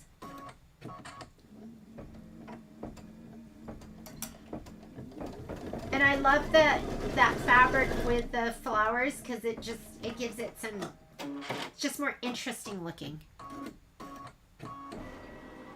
Well, Asuli, you're going to see some fringe happening soon. I would check with Patrick before I would.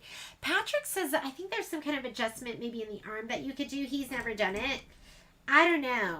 He might tell me no, and I don't like to hear no from him. But anyways, we are done. I'm going to leave it just like this. We'll hoop up for the next one. I'm going to go to the store. Thank you for joining me. This should automatically post up. That was so much fun. Tentatively, Falling for Autumn should happen next Wednesday. I just need to make sure I have time to do the blocks because I won't be here on the weekend. So I'm shooting for Wednesday. And I will send you an update. But just know that Falling for Autumn next Wednesday. And I will let you know when we're going to do the next one of these. I'll do some videos showing you the finishing of this. So have a great day. I will see you later. Have a great weekend. I'll see you on Tuesday at the latest. Bye, everyone.